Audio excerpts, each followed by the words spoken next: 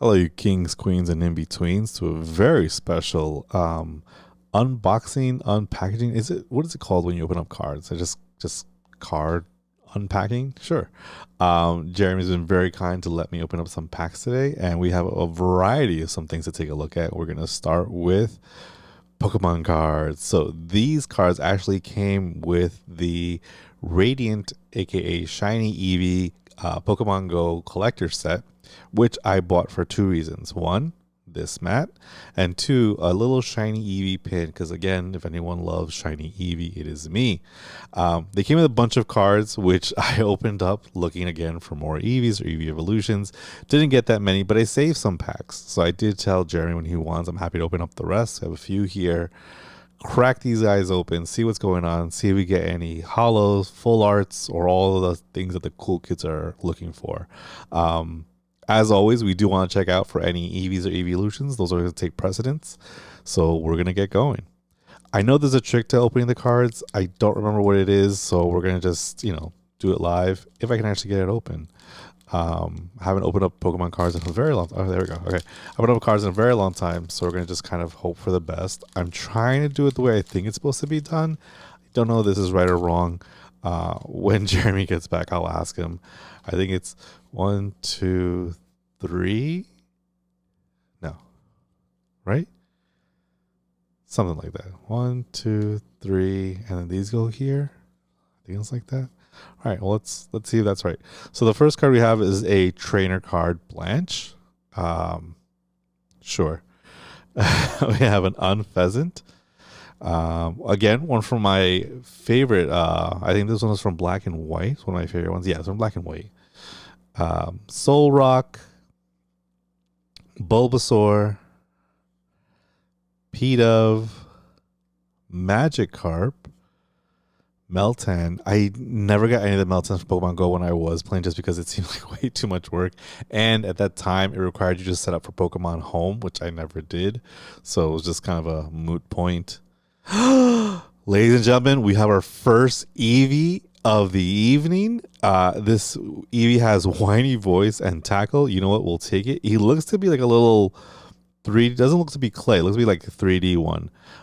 So already off to a great start. We have our first Eevee. You're going to put it right here. Holographic Bulbasaur, or I don't know if this is hollow or reverse hollow, but it's there. So there you go. Hollow Charizard. I'm sure somebody's going to like that. That's something. And an energy card. I know these are the ones everyone's looking for. So I'm gonna put that right over there. But so from this first pack, I will say it's not too bad. We got Charizard. Everybody loves Charizard. Bulbasaur. Who doesn't love the original starters? Miscellaneous. And then, oh wait, is that this? Oh yeah, I didn't realize. So this is the regular Bulbasaur, and this is the hollow, aka reverse hollow. I'm not really sure. I'll check with Jeremy. But we have that, and then our most specialist card in the world, of course, we have one Eevee. That's what it's for. That's how we do this. This is what all the blood, sweat, and tears comes down to, is an Eevee card. Is it shiny? No. Is it hollow? No. But you know what? It's an Eevee, and it tries its best. So great start. We're gonna check out another pack. Let us get regrouped, resituated, and we'll be right back in a second.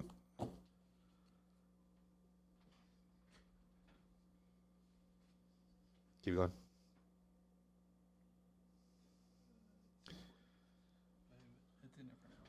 Keep going. Okay. All right. So now we are back. I'm gonna crack open our other. Jerry, now that you're here joining me, is it crack open the cards or do we just unpack the cards? What's the terminology? Cracking open a pack. We're gonna crack open this pack. Crack some packs. That seems weird. You were here before. Actually, before we continue, let's just take a look at quick this. So we got, it's supposed to be 1, 2, 3 to the front and then open up the rest, right? Something like that? I have no idea. Thanks. Okay. We always have the thing when we open magic cards where we never know which side to open it from. So we always like a little check. Oh, that's the land. So we have to open. So just to catch you up on what we have. We had a Bulbasaur, Soul Rock, Unpheasant, Blanche, Meltan, Magikarp, Pidove, Energy Card, Eevee. Hey. The eggs. See, you get it. And a Charizard. Now, is this a hollow or reverse hollow? I think this is a hollow, and then this Bulbasaur is a reverse hollow because the hollow is in the picture, and then the reverse is everywhere else but the picture, right? Yeah, I think so. Okay. I think that's what it sounds and like. I realized too late that Bulbasaur is this one, just reverse hollowed. Yeah, that's cool. So first pack, not bad at all. Mainly because that Eevee. Because we got that Eevee. Got to get that Eevee little dopamine hit. So put these to the side. We're gonna crack this pack. That sounds weird. We got that has to be a better way to say it. All right. So we're gonna. We got a decent technique to getting them open. So we've struggled with a lot of them. Because I have nails. I bite my nails. So. I unfortunately grow my nails way too long, but it helps when opening packs and cracking packs. Apparently, there's that card. 1, 2, 3. I think we said put them to the front. Turn them over. All right. Now we have a Chansey, a Xatu, Pokestop, sure. Hey, cool. A Slowpoke, Barrel, which is funny because it's Smeagol. Smeagol's in the front, but it's a Barrel card. He's photobombing. Sure. Spinnerack, another P-Dove. We got, is this a Rattata? Oh. That's a cool looking card. I like that. Reverse Hollow Blastoise. Alolan. You didn't specify that. It's Alolan. My bad. Reverse Hollow Blastoise. Ooh, Candela. Look at that. That's a nice card, man. That is nice. I don't know who that is or what they do. Oh, it's Team, not Magma. When they had Pokemon Go, they had the blue team, whatever that was. It was the leader of whatever one of the groups. I'm sure if I read the card, it'll say. But reading the card explains the card. That's a magic card saying. Okay, you know what? There's no magic here, sir. You need to keep this that. Energy looks nice. I think I like just dark as a little as a theme, as an aesthetic for the cards. The color is nice. That is really cool. So that was a good one too. I mean, I really like that Candela card. I mean, I really like that one. Is this a lady or a dude? It doesn't matter. It's got an A at the end. Genders so if you go by Spanish, then it would be a lady, probably. Well, I don't think candelo is a word. So. Candelo. But it's a name. It doesn't have to be a word. No, candela means well, yeah, candle. I know candela is a word. But if it's a name, it doesn't have to be a word. Unless it's a rule. That is a really nice card, though. I'm going to say lady just because it looks like they have... they have like the hourglass kind of... Well, no. We've seen plenty of anime where the guys have the hourglass. More because they have I have all these magazines. Because they have eyelashes, and I know eyelashes is the definitive quality of a lady. Yes. All right. Only ladies have eyelashes. In most anime, if you have one character or one creature, and then the other one has eyelashes, that one is the female. Unless you're going to be like a harmful stereotype or something, and then they're like, "You're a very feminized guy, and you talk like this." Those are the best ones. Yugi boy. I love Pegasus. All right, so we had 2 packs so far. So good. Getting ready for the third. This one is a really nice looking one. It is nice. All right. We've returned now with our third card pack here. We have a lot of these, so I hope you guys are very patient today. Again, gonna unpack these cards. Because I don't want to say crack these packs. Crack them packs. And of course, now my nails are... Oh, no, I'm good. I'll say my nails have betrayed me. They have not. You were just talking about how fancy your nails were, and then the next opportunity you have, they fail you. Nope, they're there. They're good. Is this this has a code or something on the back? I don't know. If Arizona really wants a code, go knock yourself out. First person who watches. There you go. All right. 1, 2, 3. Oh, this is for the app, the trading card game app. Apparently, a lot of people got into the game via the app. But this is not the new... app. No, but there's a new app. This is the old one. Oh. Yeah. Trading card game live. Okay. Yeah. This is not the... No, the new one. Yeah. Okay. So in this pack, we have another Blanche, Ariados, Egg Incubator. These were clutch when you were playing Pokemon Go. The premium item. You got to have a lot of those. Apom? How do you pronounce that? Apom. Another Bulbasaur. We got lots of Bulbasaurs. It's Bubblesaur. I was like, don't. He's like, no, wait. It's been a long day, man. I've been saying wrong my whole life. Numel, Alolan Raticate. Oh, nice. That pairs with the Rattata. Now you can play the evolution.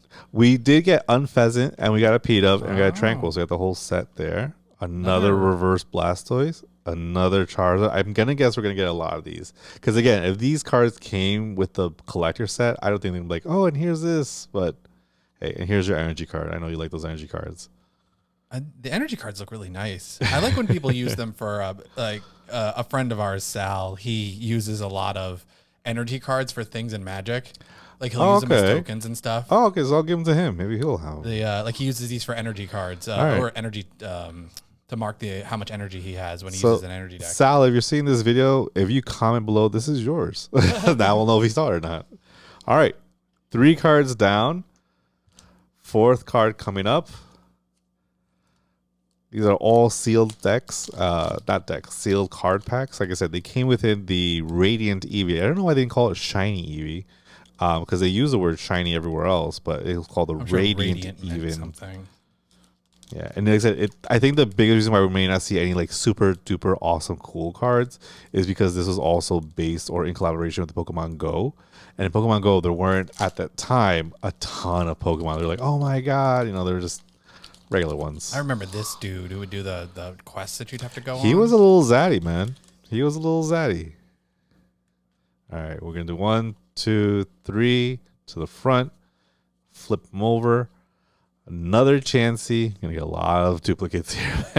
Zatu. A Pokestop. Little do you know there's like 20 cards in the whole set. That would suck.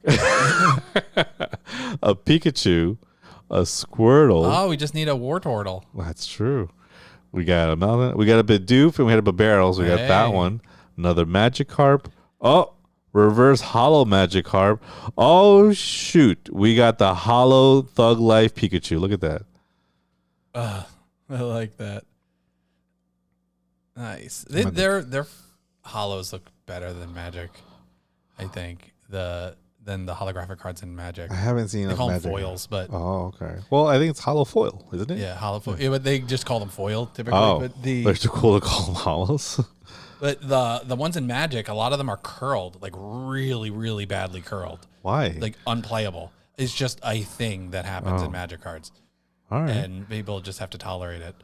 Well, I love this New York Pikachu. All he's missing is his little Timberland boots and his bacon, egg, and cheese, and he'd be all set. So that's our little New York Pikachu. It is nice. I also think that Pokemon designs lend themselves to the foiling better than a lot of Magic designs because Magic art is like complicated. It is very complicated art. So it's sometimes they don't really lend themselves very well to being foil. Though in the new Prismatic Evolution set, a lot of that art is crazy. Like a lot intense. of background stuff. Yeah, and they do full art hollows. So that's, there's something to be said for how they do it.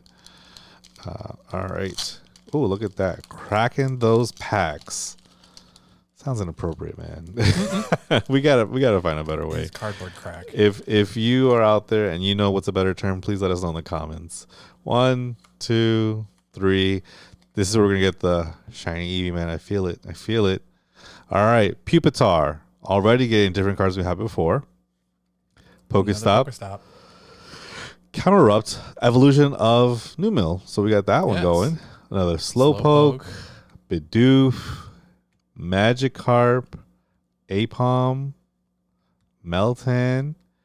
Why do we need a reverse hollow Pokestop? I think you're right. I think there's only like so many cards in this set. They got to make something. Oh, here we go. Big money, big money. We should be looking these up to see if they're actually worth anything. Yeah, probably. All right, well, worth $9,000. There you go for the thumbnail, the clickbait one. $9,000 card. It looks almost 3D. Like, that is really nice. It is a full art. I know that much. Hollow, Dragonite. Yeah, that's a really nice card. I can't imagine this doesn't go for some good money. And here are the other ones in case you want to take a look too. In case you want to look at that hollow Pokestop. That is really, really nice. I will grab a sleeve for that. Oh, probably should be sleeving these too. Yeah, let's put a sleeve on Candela. and New York Pikachu. And even though I know it's probably not worth anything, and we'll look it up, we should probably put a sleeve on Adorable Eevee. I will say, you know what? While we didn't... Oh, we have a few more. Well, we didn't get a ton that I was looking for. We got some that are pretty good.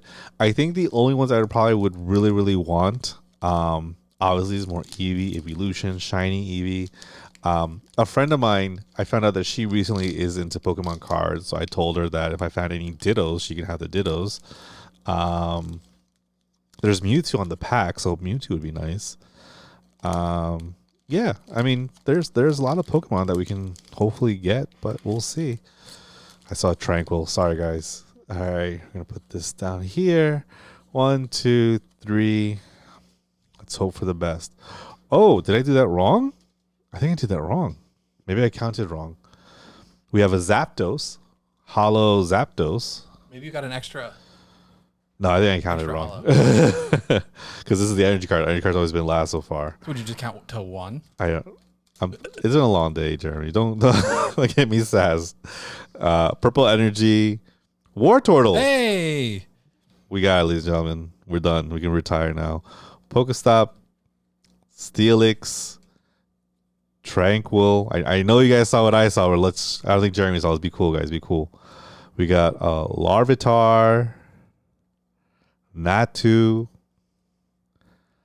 Now, how do you pronounce that Ambipom. one? Ambipom? Because it's like ambidextrous. Oh, okay. He's got 2 hands now. You're so smart, Jeremy. Another Slowpoke. All right. What do you think our last hollow is beneath this Slowpoke? What's your sort of guess? Mewtwo.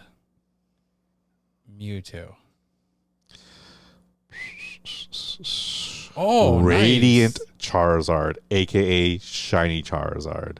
Oh, that's really cool. This has to be worth money. Charizards are usually something. I can't imagine that these are like, upside down. like we can retire money, but at least you can buy a Starbucks for a day. Listen, very Starbucks money excited. is not nothing. We got some good stuff, man. Yeah, these are really cool. I've been working through getting the sleeves on. Thank you very much. Some of the Here's a cards. Zapdos. And I think, is that it? I think that's it for Pokemon. That's it for Pokemon. So for all the king, queens, and in-betweens out there who are Pokemon collectors and still play the Pokemon trading card game live, guess what? Here's some free codes. You can get them if you can get them. Codes. Yeah, but this video already has like 1,000 views on it, and it's already only been up for 2 seconds. So hey, they missed their chance. What are you gonna do? so anybody who's just here for the Pokemon, feel free to dip. But what do you think? Oh, and also we'll just do a little outro just in case we cut here. But welcome back, all you kings, queens, and in-betweens to another video here on the channel. This was actually a sound test that we did before our pack opening video. And a lot of times our sound tests end up being pretty interesting conversations. And I thought this one was fun. So I figured I'd post it and let you guys listen to it. Enjoy. Hello. I watched a fair amount of Wolfie VGC on YouTube, who is, I think he's won the most like titles, world titles and international titles out of anybody collectively. And he just won a big tournament. And I watch a lot of his stuff talking about the VGC, teams tournament stuff. I just could never get into the cards because my mind is, I'm a simple person. But yeah, just like I like the cards themselves, the prettiness of the cards, and I have I have boxes and boxes of Pokemon cards. Don't know if they're worth anything. Don't know if they're good competitively. I just know whether or not they're EVs, and that's it. When I was cleaning through my mom's storage units and I found a whole bunch of old Pokemon cards from like Generation 1, Generation 2 in binders from when I used to collect them when they were first coming out. And I would imagine some of them are worth some money. If you have any good ones, I know someone who actually might buy them. If they're Generation 1, I know someone who might buy them. Absolutely. I used to do like, trade for the hollows. Yeah. Or I don't know what they called them back then. Shinies? I don't remember. No, they were hollows. They were hollows, yeah. Yeah. And I would just bring them to school and be like, okay, I'm going to trade you these 3 for that one. Yeah. And it was just like your favorite Pokemon. Nobody was caring about how much they were worth or anything like that. It was just, this is my favorite Pokemon. It was one of those things where I think it has now gone generations. I think Pokemon's celebrating its, let's say 35th anniversary, 30th anniversary. It has to be around there because it was the early 90s that I was so in it. Stuff that we've grown up with, stuff that we enjoyed as we were younger, and now in your case your own children enjoy and everything else. It's part of our social consciousness that Pokemon is existing, will exist, and will forever exist. Speaking of, I may buy a Switch too. For the new games, ZA and Champions? Not for Champions, for ZA. So my favorite Pokemon generations was the Black and White and then the X and Y. Black and White because that's actually the game that my wife and I actually bonded over, so that has a lot of sentimental value for me.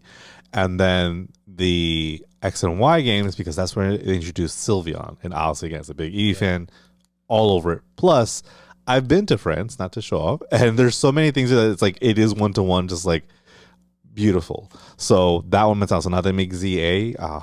You watched the trailer and stuff? Yeah. I watched recently the Radical Soda. I've never actually seen the actual trailer, but I've seen people reviewing the trailer. So I watched the Radical Soda one where it was like a 35-minute video where he was going through talking about the trailer. And he just recently did a 10-episode Scarlet Violet review and then like a 7-episode Sword and Shield review, and he picks the games apart a lot. Okay. So he was really comparing it like, well, what are they going to carry over? What are they going to fix? What are they going to do based on just what I see in the trailer? And it seems like it's going to have a lot of interesting stuff. Mega Evolution's coming back is going to be really cool. And I think more than ever that shows how great of a for lack of a better word, how much of a gimmick it was, but how great of a gimmick it was because of the fact that it's coming back. Yeah. A lot of the other gimmicks that they've had in the past, they've never got. We've never seen them. Oh, and we're gonna make the little Pokeblocks again. Nobody cares about Pokeblocks. Say, oh, we're gonna do this. Like, nobody cares about that. Like they cared about Mega Evolutions because that was incredible. So I'm very excited for those. It's like if you watch the trailer for Champions. I know you're not interested as much, but they show Mega Evolution and Terrestrialization. Yes, I did see that. I saw all the trailers. I just didn't really care about Champions. So when they're like, "Oh, play competitively," I'm out. I'm not here to play competitively. I was telling Elaine a little while ago. I was never a competitive person. I don't play any like the online competitive games. I could never do any co-op games. I could never do like COD or anything else. It just wasn't my thing. So even like stuff like Pokemon was like, "Oh, play share those." I'm good. Mahalo, I don't know if it's going to be just like a Pokemon Stadium kind of thing, if that's what it's going to be. Or I know I was watching the Wolfie VCG video on it where he was talking about that he hopes that competitive Pokemon is just going to gravitate over to Champions and they won't be tied to the single player game of the generation, and they can just like add in Pokemon, add in features.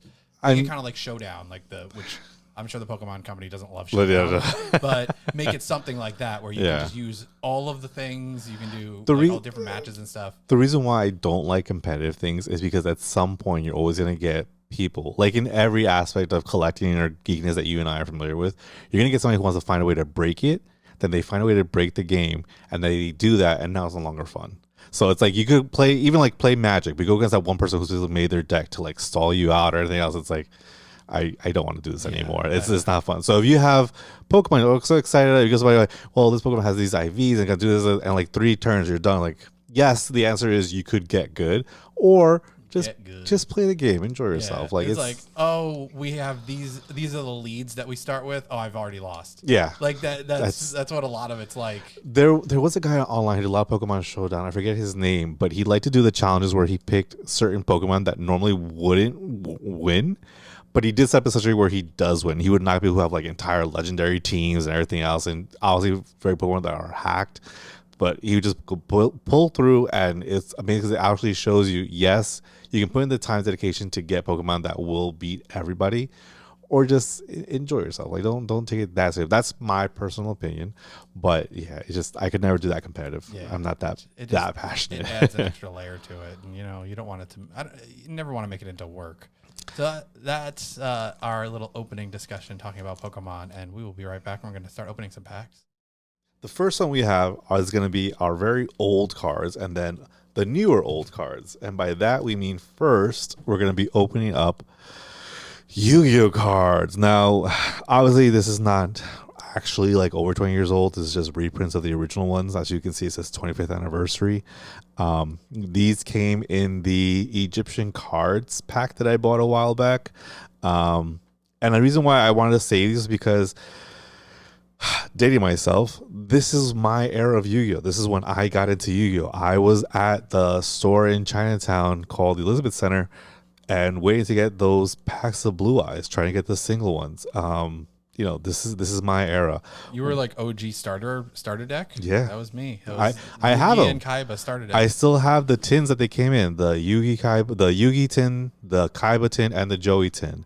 Once they start getting to more of this fusion stuff and Hero A and Hero, I'm done. The ritual monsters was kind of where I stopped. I remember the hamburger ritual monster and a couple of other ones, but that was really kind of where I think kind of, and we discussed this with the Pokemon video or Pokemon before when we were saying, or actually no, even before then, a lot of things that you and I enjoy as geeky, nerdy people is fun when it's competitive sometimes, but there's always people who take it way too seriously. And for me, as much as I enjoyed Yu-Gi-Oh, yes, I could get good, but there are people who spent months and months perfecting their deck to just kind of time you out in the first shot, and that's you just win turn one. Yeah, it's not fun for me. So I let it go, and I got out of Yu-Gi-Oh, but it still has a very special place in my heart. So we're gonna crack these open. However, because Jeremy is a generous and kind lord, he got for me when we went to our Connecticut adventure the Yu-Gi-Oh trading card legendary decks box set, which has one of my favorite monsters that you can never really pull in actual game, but Exodia.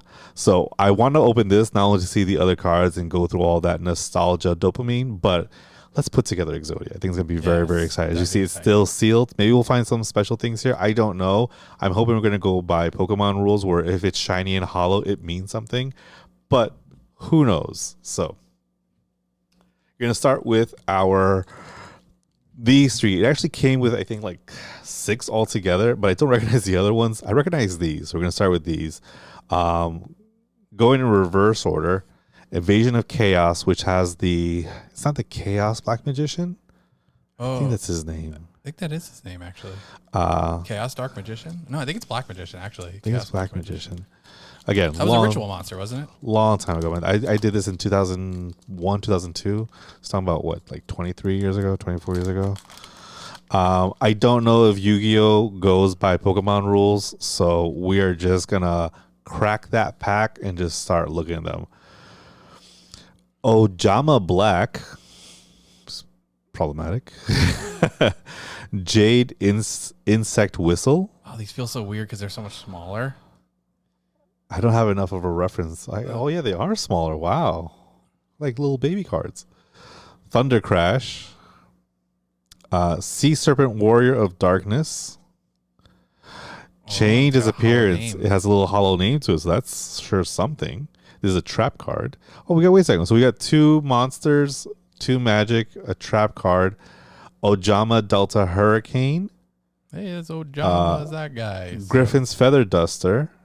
Heart of the Underdog, and Salvage. So I think only special card, unless my eyes be deceiving me, is going to be the Chain Disappearance. Is there like a marking that marks their rarity? If it's shiny. I don't know. I'm looking at the Griffin's Feather just because there was another card similar to this, which was 1 feather, but I forget what it was called. But this one says destroy all spell and trap cards on your side of the field. Increase your life points and the number of destroyed cards by 500 points. Oh, wow. So if you do set it up to have like a bunch of trap cards or spell cards on your side, then pull this one, you could instantly give yourself a bunch of life points.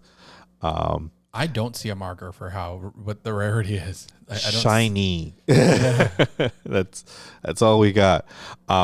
I don't recognize any of these except maybe this one a little bit because I know there was another one that was a feather one that Harpy's Feather Duster. Is that it? Yeah. There you go. So it's the one that Mai used to use in the show.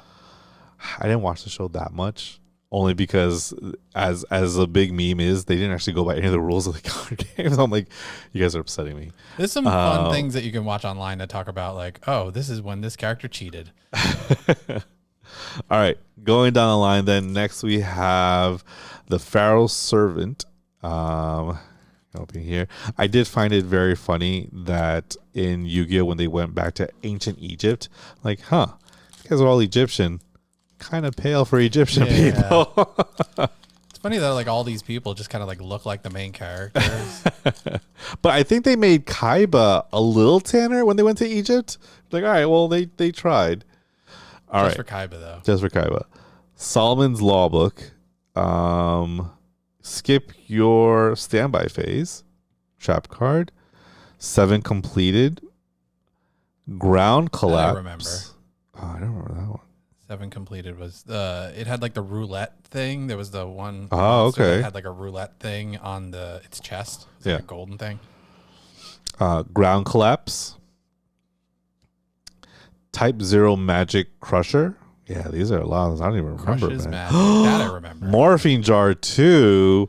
I liked the morphine jar. The morphine jar says I like Cyber Jar. I liked the regular morphine jar. There was like a nature one too that had like a tree on it. That one's the one I think I got banned. I got killed with that one. Oh, look, Thousand Eyes Restrict. Cool. That was one of Kaiba's monsters, right? Not Kaiba, no. Pegasus monsters. It was the yeah, I guess it was. I think it was Pegasus. Yeah.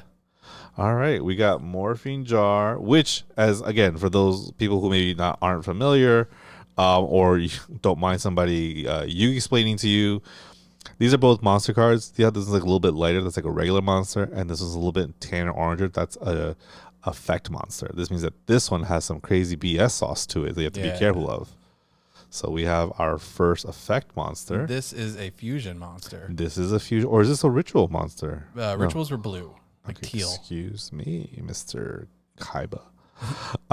So we have a fusion monster. Island Turtle. I remember this one. Yeah, he had a 2000 defense at only 4 stars. Another thing for you, again, gonna a little you explain, you guys. This meant how many monsters had to be sacrificed in order to bring it out. At 4 stars, it was no big deal. I think 5 or 6 you needed 1, then 7 or 8 you needed 2. So she just bring out defense position, strong defense. But again, no effect, so it's not much you can do after that. Island Turtle, I definitely remember, was in the show also. Bombardment Beetle and Regulation of Tribe. 2 cards I don't really recognize or remember at all, but this was in the show. I don't remember that one. All right. So we got some more here. All right, we're doing. I mean, it's fun to see these because again, these are cards I haven't seen in so long.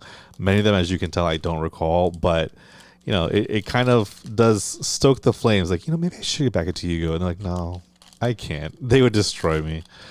There's a guy I watch on YouTube, which I don't remember the name of. If I think about it, I'll put it up on the screen. But he talks a lot about the different archetypes of Yu-Gi-Oh! Cards. Yeah, I know what you're talking about. I actually did too. Yeah, and it's kind of interesting to see, like, this is the archetype over time and how it developed. I saw his Exodia archetype one, which was really good. I didn't know they had so many different versions of Exodia.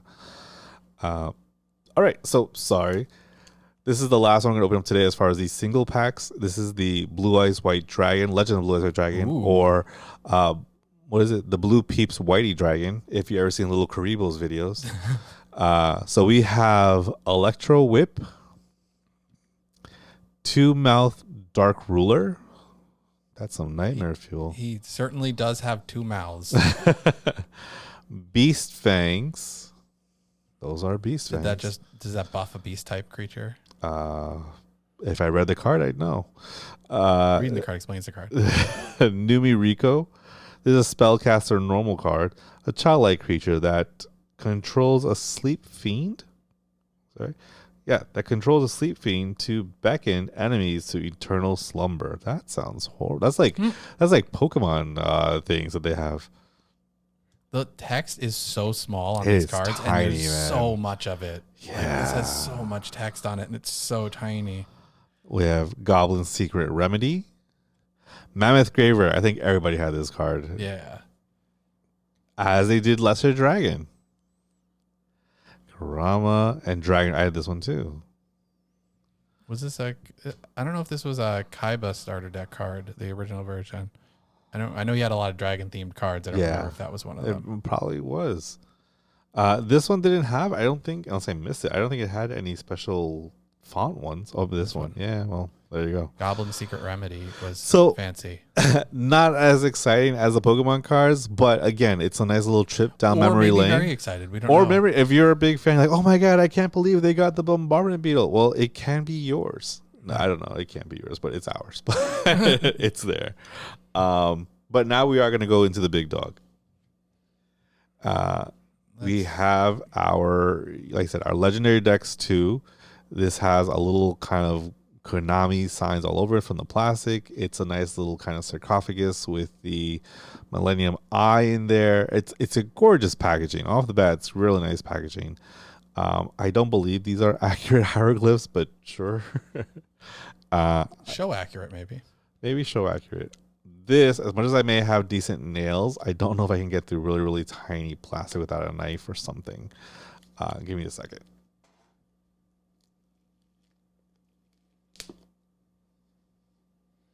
Use my method. Okay. All right. So Jerry's method apparently is using my teeth. So Yeah. we got it open. It's open. Oh, it is really shiny, and I like that. I'm gonna probably keep this box for an insane amount of time that I don't need it anymore. But it's such a nice box. You can't just throw it away. All right. Very excited. Ooh. Are these cards already like in little single ones? Oh, they are, I think, little single ones. All right. We got, oh, man. They got, oh, so they have entire decks or packs already with them. All right. So this is deck pack 1, deck pack 2, this, and then deck pack 3. I'm assuming in one of these deck packs or within all of them are going to be the pieces for Exodia. Doesn't see anything else there. We have this to open. Yeah, it's got like a little thing to hold them in. Nice. So maybe we'll use that. We'll do monsters, trap, and spell cards. Well, I don't know how are they going to go? Is that? It's a lot of wasted space, man. I just realized because I was like, they just stop right there. I wonder if, I don't know what's supposed to go. Your drink. It seems kind of like there's supposed to be something that goes in that bottom part. Like, do they have tokens or something that goes in there? All right. Well, we're gonna they just want the shelf space. They just want the shelf space. That's again, and I don't mind once I take this part out. This is just a nice box in general. But here we're gonna open up this one. I think there's at least a few cards in here. They must be special cards because they were packed separately from everybody else. They're probably like the equivalent of box toppers. When you open up like a Magic box, they have box toppers sometimes. What does that mean? It's just like a promo card that only comes as a box topper. Okay. You know what's funny? I'm sure if we read the back of this, it'll tell us. New variant cards. Oh. That's what that looks like. So it says 3 new variant cards. There are 3 Egyptian God cards. Okay.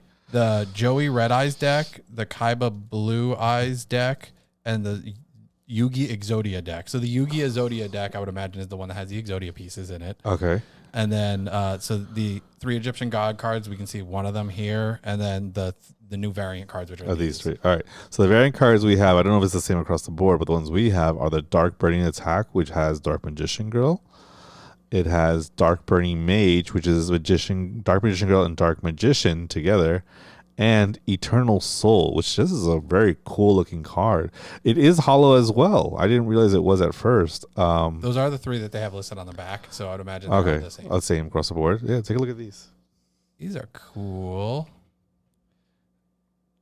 Dark Magician, and then 2 Dark Magician girls, like one of the Rule 34 All-Stars herself. One of the OGs, her and Tracer. Really cool. The foiling is really nice. I like it. Well, yeah, I really do like have it. a little bit of the problem I was talking about with the Magic cards. Oh, you're right. There's like a light curve to them. Now take that and amplify it by 10, and then you have what Magic cards are like. They're just cylinders. Yeah. Should we put those in the top loaders to keep them straight, or it's a moot point? No, you can't really bend them back. Oh, okay. Not consistently.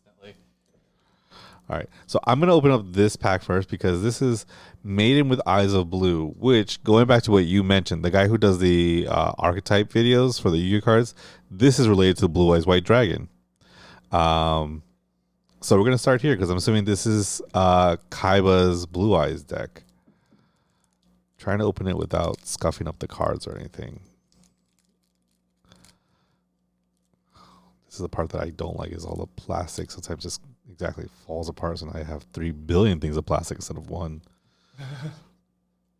And of course, they get all staticky, so they won't even come off your hand. God damn it! See, look at this. it's like peeling a very difficult orange. I don't know why they never build in those like pull tab things that just like pull across. Well, they did have a little thing on the back that I just was ignoring. Oh wait, do they? Hey, guess what? They got a little pull tab. They listen to you, Jeremy, and I just flip the top on it. Look at that! Wow, thank you, Yu-Gi-Oh people.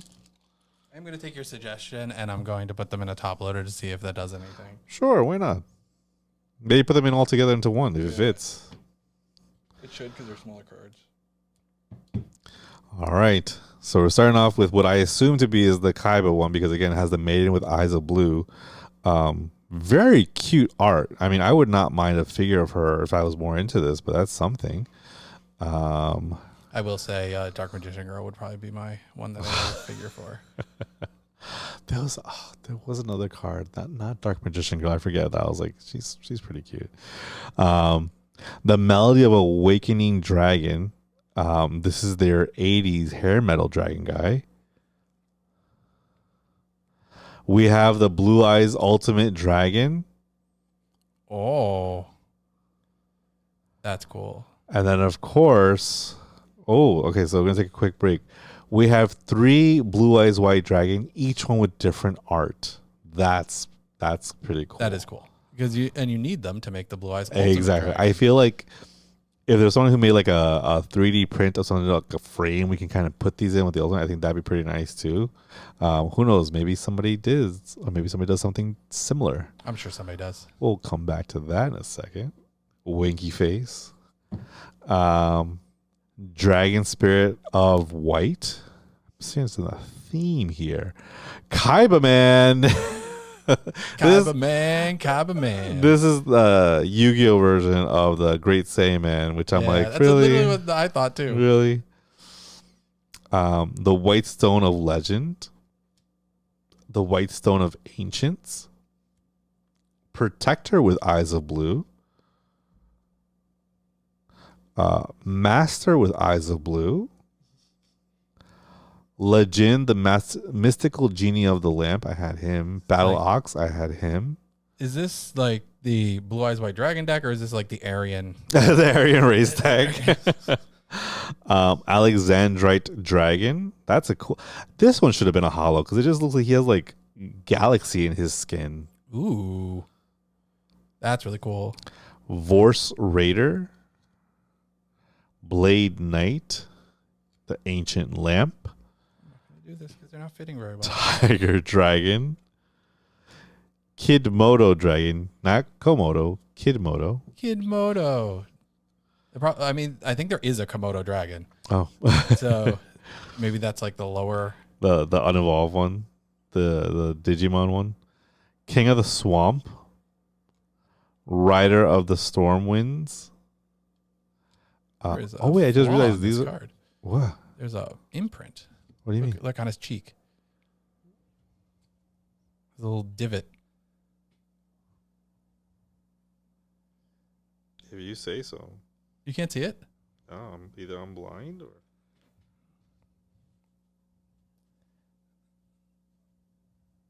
This comes from. You don't mean his ear, right? No. Okay. So look right next to my thumb. At the base of his ear, there's a little, like a divot. I don't think that's a divot. I think it's some of his scales, man. No, the other side of the ear. The base of the ear. In between his ear and his eye. There's a little divot. This comes from From years of doing stuff. From doing unboxings and stuff. Oh, I see it now. I'm not crazy, right? It's like a puncture. Yeah. Okay. That might have been me. I'm just grabbing these cards left and right, man. I don't know what's going on. Maybe it makes it more valuable. Oh, yeah? It's a printing error. So I just realized these were all monsters. Yeah. So you haven't gotten to the spell or trap cards yet. So that makes it a little bit easier. So there's the monster cards. Now you're making me all paranoid about looking for divots. Burst Stream of Destruction. Beacon of Divots. Beacon of Divots. Mausoleum of White. Polymerization, which you need to make the ultimate Blue Eyes. Shrink. Enemy Controller. Silent Doom. Ancient Rules. Trade-in. Where art thou? It's a little doggy. Arf. I realized I had a Pokemon sleeve to put your Radiant Charizard in. Nice. Nice. Look at that. Look at that, guys. Pot of Dichotomy. Oh, that's a new one. Fusion Substitute. Oh, I think it's cheating. Unexpected Die.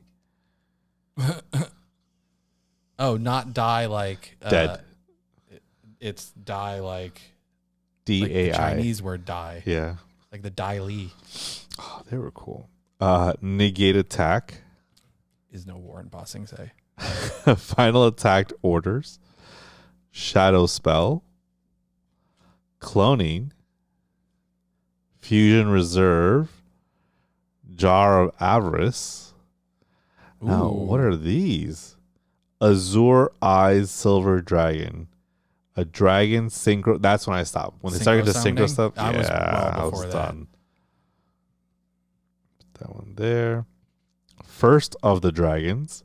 This was a fusion one. He jacked. This dragon is Yeah, jacked. he did not skip leg day. First of the Dragons is Dragon Fusion, normal monster.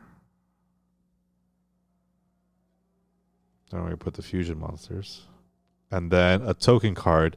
What do you think the token card is if you didn't see it?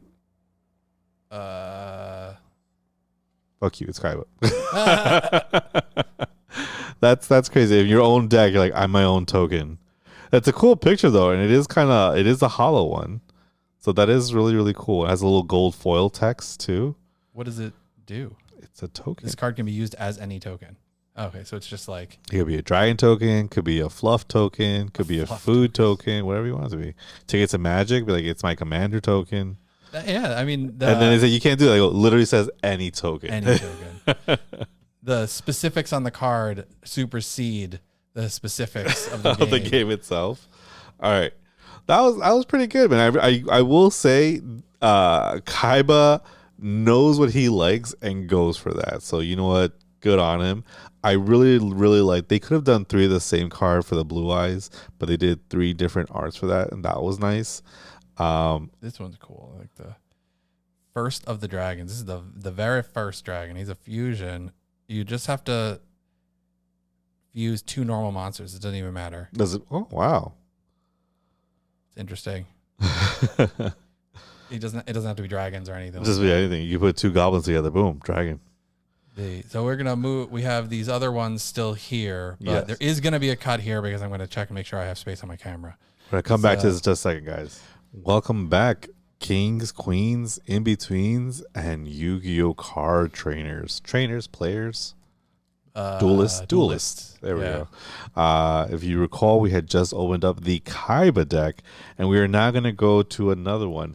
I'm gonna bet good money this is Yugi's Exodia deck because it has a Slifer. So this would be, what is it, Joey something or other? Yeah, Joey's deck. All right, so let's see what Joey has. Because it was on the bottom. With him and his Brooklyn Rage again. Joey Red Eyes deck. There we go. Another little Exodia deck. Karibo reference.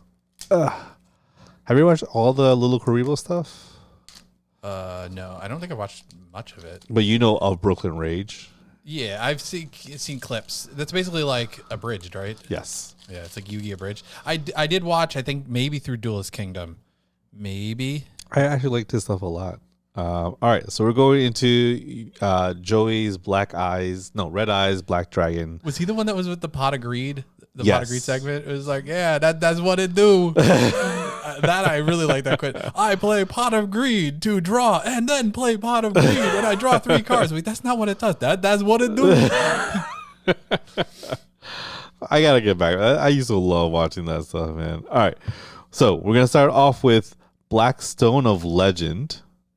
That's a really nice art card too. Yeah. I could not tell because I was looking at it upside down the whole time. I was like, I have no idea what that is. Quick, what's this? I can't tell if it's a person or a dragon. Return of the Red Eyes. Now look at it. Ooh, that's still very busy. Whoa, this is almost like this is a gorgeous card. Oh, this is one of those XYZ things. Ugh. This is the Red Eyes Flare Metal Dragon. I like the way it looks. I just don't like the things around it. I do remember this. I remember this from something. I don't know where I saw it, but I do remember this from something. We now have the Red Eyes B Dragon. B for B-Boy. Brooklyn Dragon. Is that just they couldn't fit it on the card? Like they didn't want to make the... And some of them are so like... Okay, I'm going to jump ahead a little bit. They couldn't fit Red Eyes Black Dragon, but they could fit Red Eyes Archfiend of Lightning. Because they didn't want to... They hadn't moved to this font yet. This is like but this is the only font we have. They're reprinting the cards. We only have the license for this one font. They need to up their license. All right. So we have the Red Eyes B Dragon. B is for Brooklyn. The Red Eyes Archfiend of Lightning. Oh, that's mixed with the Summon Skull, I think so. At least according to the chest, looks like. Yeah. Summon Skull wasn't a Joey monster, was it? It was. No, actually, I think it was Yu-Gi-Oh. It was a Yu-Gi. Sorry. Maybe this was when they were like tag teamed or something. I mean, he gave him. Well, we'll find out in a little while. I know he gave him Time Wizard. Yeah. And he won Red Eyes Black Dragon from somebody. And he won Jinzo. Yeah. Who did he get Red Eyes from? Was it from the dinosaur guy? It was from somebody. I don't remember. Like a million years ago. Red Eyes Black Flare Dragon. See, so these cards are really nice, but there's like a film or sheen to them, which makes it a little bit hard to see because the glare is like hardcore. And it also mutes the colors a little bit. I think the Pokemon cards, they're much more vibrant. Mm-hmm. These, because of that, like it's like a metallic shine. Yeah, it's like when you get the what's it called, an Apple product, and they have glossy or the matte. It's like that kind of matte. Or yes, it's smoother, but it also makes a lot of weird reflections. Red Eyes Black Flare Dragon. Red Eyes Retro Dragon. Now, I'm not sure it makes it retro, but it's that. What does the Gemini mean? The Black Metal Dragon. This looks like a Michael Bay Transformer because it just looks like a mishmash of metal on it. I don't really understand the retro. I don't know what the retro. If someone told you that was a Transformer for one of the Transformer movies, you're like, okay, that makes sense. Specifically from the movies, not from the actual series. That's from Age of Extinction. Yeah, because it's like just metal flying around. Axe Raider. That I remember, and that one. Alligator Sword. Baby Dragon. Hey, and Jinzo. We were just talking about Jinzo. Now, the Jinzo that I have, I think actually is from my original deck, is holographic. This one is obviously not. I didn't have the original Joey deck. I only had I had Kaiba and my sister had Yugi, the original starters, which are going for like hundreds of dollars, or not, if not thousands of dollars now. If you have the original one, I have the original ones, like in package. No, I opened up my fuck around. If you have the original ones, they're like a lot of money. I have the tin. I'm sure the tin will go for something. Yeah. Goblin Attack Force. I remember competitively, people used to love this card a lot. 2200 attack. Gearfried the Iron Knight. It does, but there's like something with an effect where like after it attacks, I think they have to go into defense. What is it? If this card attacks, it's changed its defense position at the end of the battle phase. And battle position could not be changed until the end phase of your next turn. Okay, so it skips a phase. But like if you're trying to win in 1 or 2 turns, then yeah. Gearfried the Iron Knight. Rocket Warrior. Blue Flame Swordsman. He had another swordsman though, right? He had the red one, didn't he? But I don't think it was called Red Flame Swordsman, was it? I don't know. I think it was just called Flame Swordsman. Yeah. Well, I didn't even know there was a blue one. Time Wizard. And you have Baby Dragon, so you can do the combo. If like towards the end, maybe you have Thousand Dragon. I don't know if that'll be one of the. It might be the ritual ones at the end. Oh, talking about Ignis, Phoenix Gearfried. Ooh. Gemini Summoner. I guess Thousand Dragon wouldn't be a ritual; it would be a fusion. Blazewing Butterfly. Very Mothra. Yes, very Mothra. Dark Valkyria. She can get the business. Command Knight. Is her midsection teeth? Yeah, that's what it looks like. Oh no, I mean, I think it's just in the armor. Oh, okay, but it looks like teeth. Yeah, it does look like dragon teeth or something. Valkyrian Knight. Yeah, the little knight ladies in this. Yeah, he likes his baddies. Keeper of the Shrine. Now we get to some spell cards. We have Inferno Fire Blast. Red Eyes Fusion. A specific fusion. Yeah, that's interesting. Cards of the Red Stone. Does this allow you to pull it out of your deck or something? Fusion. Summon one fusion monster that lists Red Eyes monster as material in your extra deck using monsters from your hand. Deck field. So name becomes, if you do, its name becomes Red Eyes B period dragon. And I normal or special summon other. So I guess that's why it's like that. Okay. So that's a specific version of Red Eyes Black Dragon. Sure. We got Polymerization. Salamandra. That he used to use on the Flame Swordsman. To make it a blue.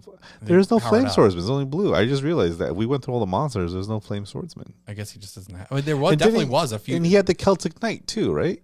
Or was that Yugi's? That might have been Yugi. Okay. Or I don't know. I don't remember. Scapegoat. This was fun. Yeah. I remember that one was a lot of fun. Foolish Burial. Is that where the fluff tokens came from? Yeah. Yeah. Roulette Spider. Supervise. What I do every day at my job. Mystical Space Typhoon. This was a good one. I like that one a lot. Symbols of Duty. Collecting those dog tags. Red Eye Spirit. I don't know. Kunai with Chain. Kunai with Chain. Call of the Haunted. And Torrential. These I remember were really, really good cards. Call of the Haunted and Torrential Tribute. He won Call of the Haunted from the zombie guy. That would make sense. Burst Breath. Curse of Anubis.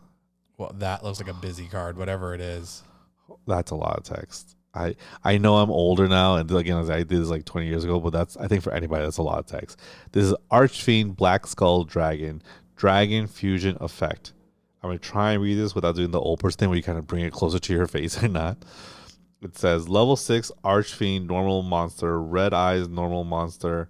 Then the text gets even tinier. No, I can't read that. That's a lot.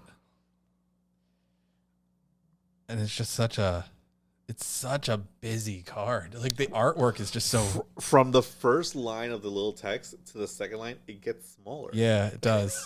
That's mean. This card has like 6 different font sizes on it between all the different parts. Oh, God. That's crazy. It does a thing. Like, it does a lot of things, apparently. I didn't know this was even a fusion one. Alligator Sword Dragon. It looks like it's Baby Dragon and the alligator guy. I just watched a video talking about the Baby Dragon archetype, and that was one of them, or the Time Wizard support cards. That's a cool one. Yeah, that was a later one. And then he also has a token card. Guess what his token is? It's Joey. It's Joey. So they didn't have Thousand Dragon in here. That's kind of weird. You have Time Wizard and Baby Dragon, but you don't have Thousand Dragons. You have nothing that interacts with Time Wizard. Now, question. Is Thousand Dragon actually a fusion monster, or is it just for the show? It's like, oh, and that's how it works. Nope, it actually exists. Okay. It's a fusion of Time Wizard and Baby Dragon. But I'm kind of surprised that they didn't have it in here because it was one of the first like iconic cards of his. It didn't have the exact same effect as it does in the show, but it was similar. What was the other one that they did similar to that where they're like, that's not how it works? Was it the Time Wizard and the Dark Magician to make him Dark Sage? Yeah. Oh, I don't think that works. Sage or something. Yeah. Yeah, but I mean, the argument for that is that Time Wizard was originally Yugi's card, so it kind of stands to reason he'd have an interaction with Time Wizard. Okay. Considering it was originally a card that he gave to Joey, so it's not as BS as maybe. They just were very relaxed with these rules sometimes. All right, and they had no text on them. You had to memorize all that text. Well, a lot of it was like, oh, if he does this, then he does this. Oh, okay, great. Now it's like a mini novella on the card, man. All right, we are now starting with our Yugi deck. We learned that there is a little pull tab. Thank you, Jeremy, and the makers of this. Let me just flip the top, kind of like a Pez dispenser. To have the 6 inner sleeves over here set up for the Exodia pieces. Oh, sorry, 5, and then the extra one here. All right, Slifer can go in. So we are starting off hard and strong with Slifer the Sky Dragon. Oh, he's gonna have all 3. So little background from me. I bought, and you can always see them a little bit there. I bought Obelisk the Tormentor Funko Pop. That was a very easy one to find. That was no big deal. Slifer was harder because he was a Target exclusive. Ooh. So I could not find him anywhere, so I had to buy him on eBay. And then fast forward about 3 years, and they finally released the Winged Dragon Raw. And I'm like, why did it take so long? I don't understand why it took so long, but I do have all 3 now as Funko Pops. I'm happy. You opened the Exodia one on the channel. Yeah, that was a good times. But these are your cards. Now, I believe these are the actual cards if you wanted to play them, because they have actual like rules to them. Not like you take this one out and he punches your guy. Like, no, there's rules to them. They're also not very good competitively, from my understanding. No, they're too hard to pull out. Raw was like one of the only ones that had actual support behind it. I can't read this tiny text. So they do a lot of stuff. Without looking like a very old person, I can't read the tiny text. Requires 3 tributes to normal summon, requires 3 tributes. Cannot be special summon, requires 3 tributes to normal summon them. But yeah, they're cool. It's just they're not worth it. Yeah, they're not what's the word? Payoff. Practical. Yeah. So we got our legendary gods. We're gonna jump into the legendary Exodia Incarnate. Exodia as a straight up G1 card. He says, boom, Exodia. Now, I don't think it's the same rules where if you pull this one card, you win. And again, the text is so small. But I will say this much. Its defense is 0. Its attack is question mark. Oh, it's based on what you use to summon it or something? Cannot be normal summoned set. Must be special summoned from your hand by attributing 1 forbidden 1 monster. And cannot be special summoned by other ways. Gains 1,000 attack for each forbidden 1 monster in your graveyard, unaffected by other card effects. He seems pretty strong, but I don't know what the forbidden ones have as their... I'm sure there are forbidden monsters in here. Or maybe these are forbidden. I don't... Who knows?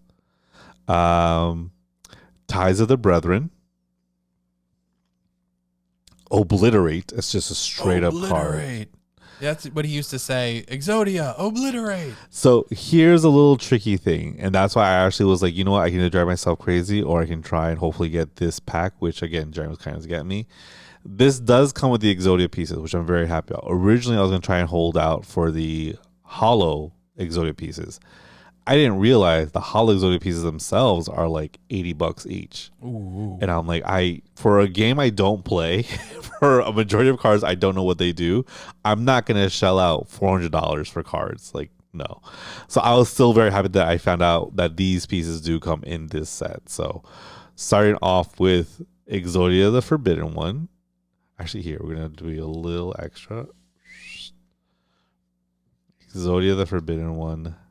Right arm of the Forbidden One. That's what it was, right? Yeah. There you go. So in case your Exodia plan doesn't work out, you can still pull that one. Yeah. So I guess Forbidden One monster. It just says quotes Forbidden One. So I'm assuming that means anything that has Forbidden One in the name would work for this.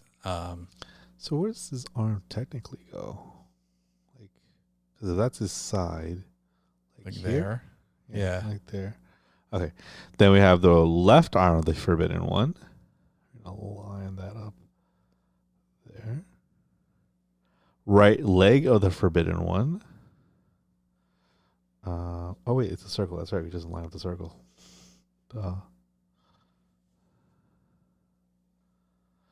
And then left leg of the Forbidden One. He doing this. He doing the spreads.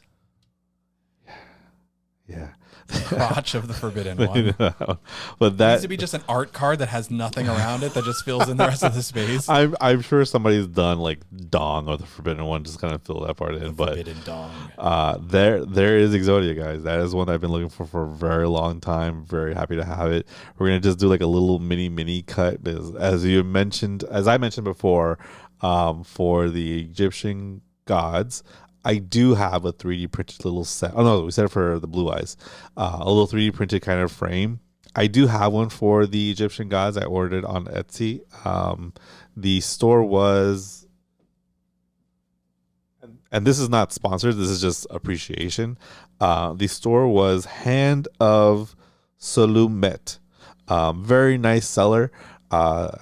I was able to purchase the frame for the Egyptian gods, and in anticipation of this, I also purchased this 3D printed frame for Exodia. So the way it's supposed to go is the piece is supposed to go into these like little penny sleeves, which Jeremy is doing. Then they go into top loaders. Then they go inside, and they can actually hang this up. Been very excited to use this. Very much looking forward to it. I'll put it inside the top loads a little bit later because it's probably gonna take a little bit of time, and then when it's done, we'll bring it back out. But yeah, I'm very excited to finally be able to put this up. These are probably not ideal penny sleeves just because they're magic penny sleeves and they're different size, but they will probably be fine. Well, even if they are, when I bought that, because I bought stuff, he's the one who sent me a big pack of top loaders and penny sleeves. He's like, here, like, oh, okay, great, thanks. So it all worked out. So I'm very excited to put that together later. Exodia Necros, which is a very scary Exodia. Another OG, Dark Magician. Dark Magician Girl, which I never realized when I was younger that she was an effect monster. Yeah. Her effect is the card gains 300 attack for every Dark Magician or Magician of Black Chaos. That was the other one. In either player's graveyard. So she comes out at 2,000 attack, but she will gain 300 for every Dark Magician or Magician of Black Chaos in the graveyards. So props to her. Silent Magician level 8. Buster Blader. I liked Buster Blader's design. I didn't like how small his head was. Look at his tiny ass head. Yeah, he do have a little ass head. Silent Magician level 4. The Tricky. Big Shield Gardener. This was another one of those that if you're able to set you up for like a good defense. Level 4 monster, requires no sacrifices, but out the gate 2,600 defense. So very hard to kind of get through. Now, if someone was able to force him into attack position, 100 attack, he's getting wiped. Magician's Valkyria, like your Dark Magician girl, a little bit older, as you should. The Blast Magician. This one has an air of like Vincent from Final Fantasy to him a little bit. Blast Magician. Jeremy, sometimes I feel this is you. You are a block man. Block man. You are the block man, and I am the marshmallow. Marshmallow. Oh, this guy I hated. Sorry, I always forget. This is Sangin. This one is one of those effect trap monsters. The cars and the yeah, he comes back to your thing. Great for competitive, from what I understand. One of those that almost everybody had. Because this is one of the ones that would like it was a tutor, right? What does that mean? You could look for add one monster with 15. Yeah, and there was the witch. There was a witch one that was also a tutor, but it was for defense. What do you mean tutor? Like a tutor in Magic is like you can go get a card. Oh, search for a okay, card. okay. So yes, correct. This is basically a tutor monster. It was like a purple witch. I forget what her name was, but she's like a purple witch. Witch of the Dark Forest. Yes. Is that it? Witch of the Black Forest, something like that. Something like that. Gold sarcophagus, which is what this box was. So now we're getting to some more Magic. Swords of Revealing Light. That was a very, very fun card. Very iconic. Yes. I wonder if it has magical hats in it. One of the most broken in the show and not good in the game. Well, let's see. We have Magical Dimension, Magicians Unite. He got a lot of magicians. We got a lot of magicians. He also knows what he likes. Tricky Spell. 4. Sorry. 1,000 Knives. Reminds me of Cloud of Daggers. I feel like this looks like, is that the one that would combine with the magic sarcophagus thing? Like he'd go into that and then the 1,000 Knives would spear through the thing. If I tell you, I'm lying, man. Dark Magic Attack. Now, wait a second. This says, if you control Dark Magician, destroy all spell and trap cards your opponent controls. Just whenever? If you have a Dark Magician, yeah. So exactly, if I have a Dark Magician and I have this out as a spell cards, you could play them face down, or you could play them from your hand. Oh, okay. Contract with Exodia. And Dark Magic Attack was also what he would say when He would actually attack. Yeah, he'd be like, Dark Magician, Dark Magic Attack. If you have all 5, Exodia Forbidden 1, right arm for left arm, right leg, blah, blah, blah, blah, in your graveyard, special summon 1 Exodia Necros from your hand. Oh, okay. So this would go to Exodia Necros. Now, what does Exodia Necros, his tiny ass font, say? Cannot be normal summoned, set, must be special summoned with contract with Exodia. So he can only be summoned through that. And cannot be special summoned by other ways. Cannot be destroyed by battle or spell trap effects once per turn during your standby phase. : This card gains 500 attack. Destroy this card unless all 5 of these cards are in your graveyard. Then it lists all the pieces. Oh, wow. So he almost can't be destroyed at all. Yeah, so you would have to have like targeted removal for somebody's graveyard. Yeah. Like, oh, I removed this card from your graveyard, and he would just die. What was it? Not was it your not your graveyard, but it was your was it exile. That's in Magic. It's something else called. I think it's just removed from game, honestly, if I remember correctly. Messenger of Peace. Peace. That's not very Cobra Kai. No. It's not very Eagle Claw of you. Dark Factory of Mass Production is how we get all these cards. Eagle Fang. His Secret Village of the Spellcasters. Now we're getting back to D&D stuff. Monster Reincarnation. Now, what is there between this and Monster Reborn? Does that only work on your graveyard? Discard 1 card. So already know. Yeah. And target 1 monster in your graveyard at your hand. So for this one, you have to discard 1 card to get it back. And it also only works on your graveyard. Versus Monster Reborn, which works on either graveyard. I love Monster Reborn. My all-time favorite, well, in my top 5 favorite Yu-Gi-Oh, top 3 favorite Yu-Gi-Oh cards ever, Change of Heart. I love Change of Heart. That was Bakura. Yeah. That was his card. Pot of Duality. There's a little bit of the Pot of Greed in the back. They don't give you a Pot of Greed because it's banned. I miss Pot of Greed. Mirror Force. And there's your magical hats. So what exactly does magical hats do?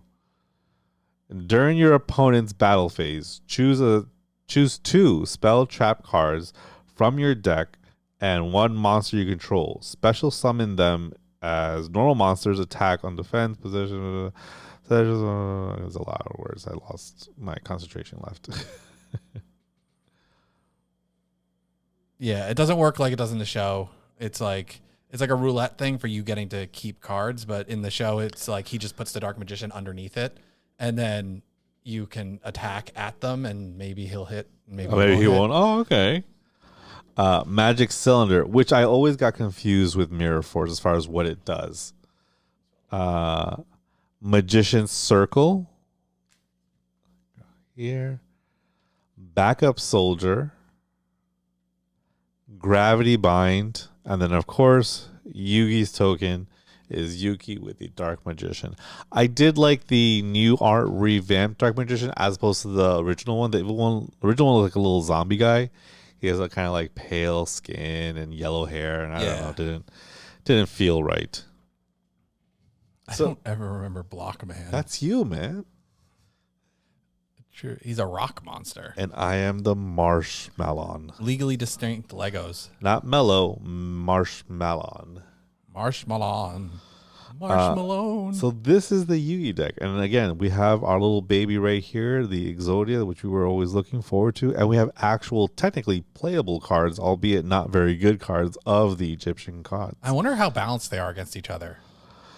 Like these decks. I don't know. I mean, I think they just went more for the nostalgia factor.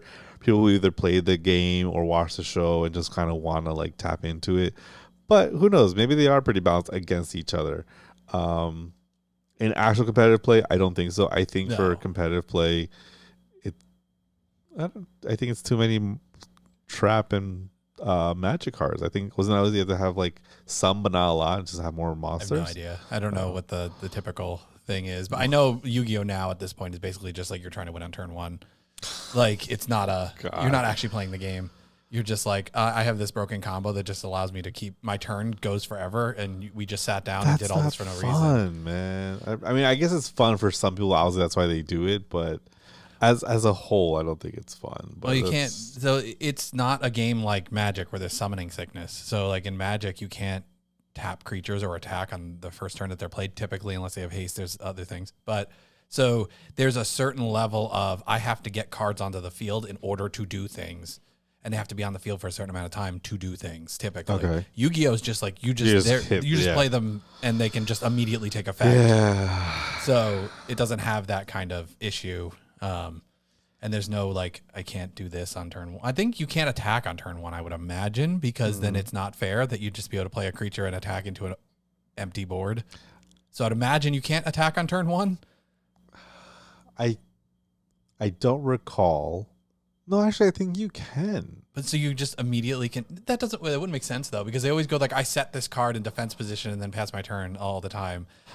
In the game, because like you would have all your stuff in your hand, but the opponent would have no ability to have anything on the field in their first turn if you can just go first and attack. So I feel like there has to be a rule that you can't attack on the first turn. But beyond that, I think you can just do whatever. And most of the stuff you don't even need to attack. It just activates things and just takes life points. So you don't even need to attack. Well, I mean, you just listed all the reasons why I don't play the game anymore.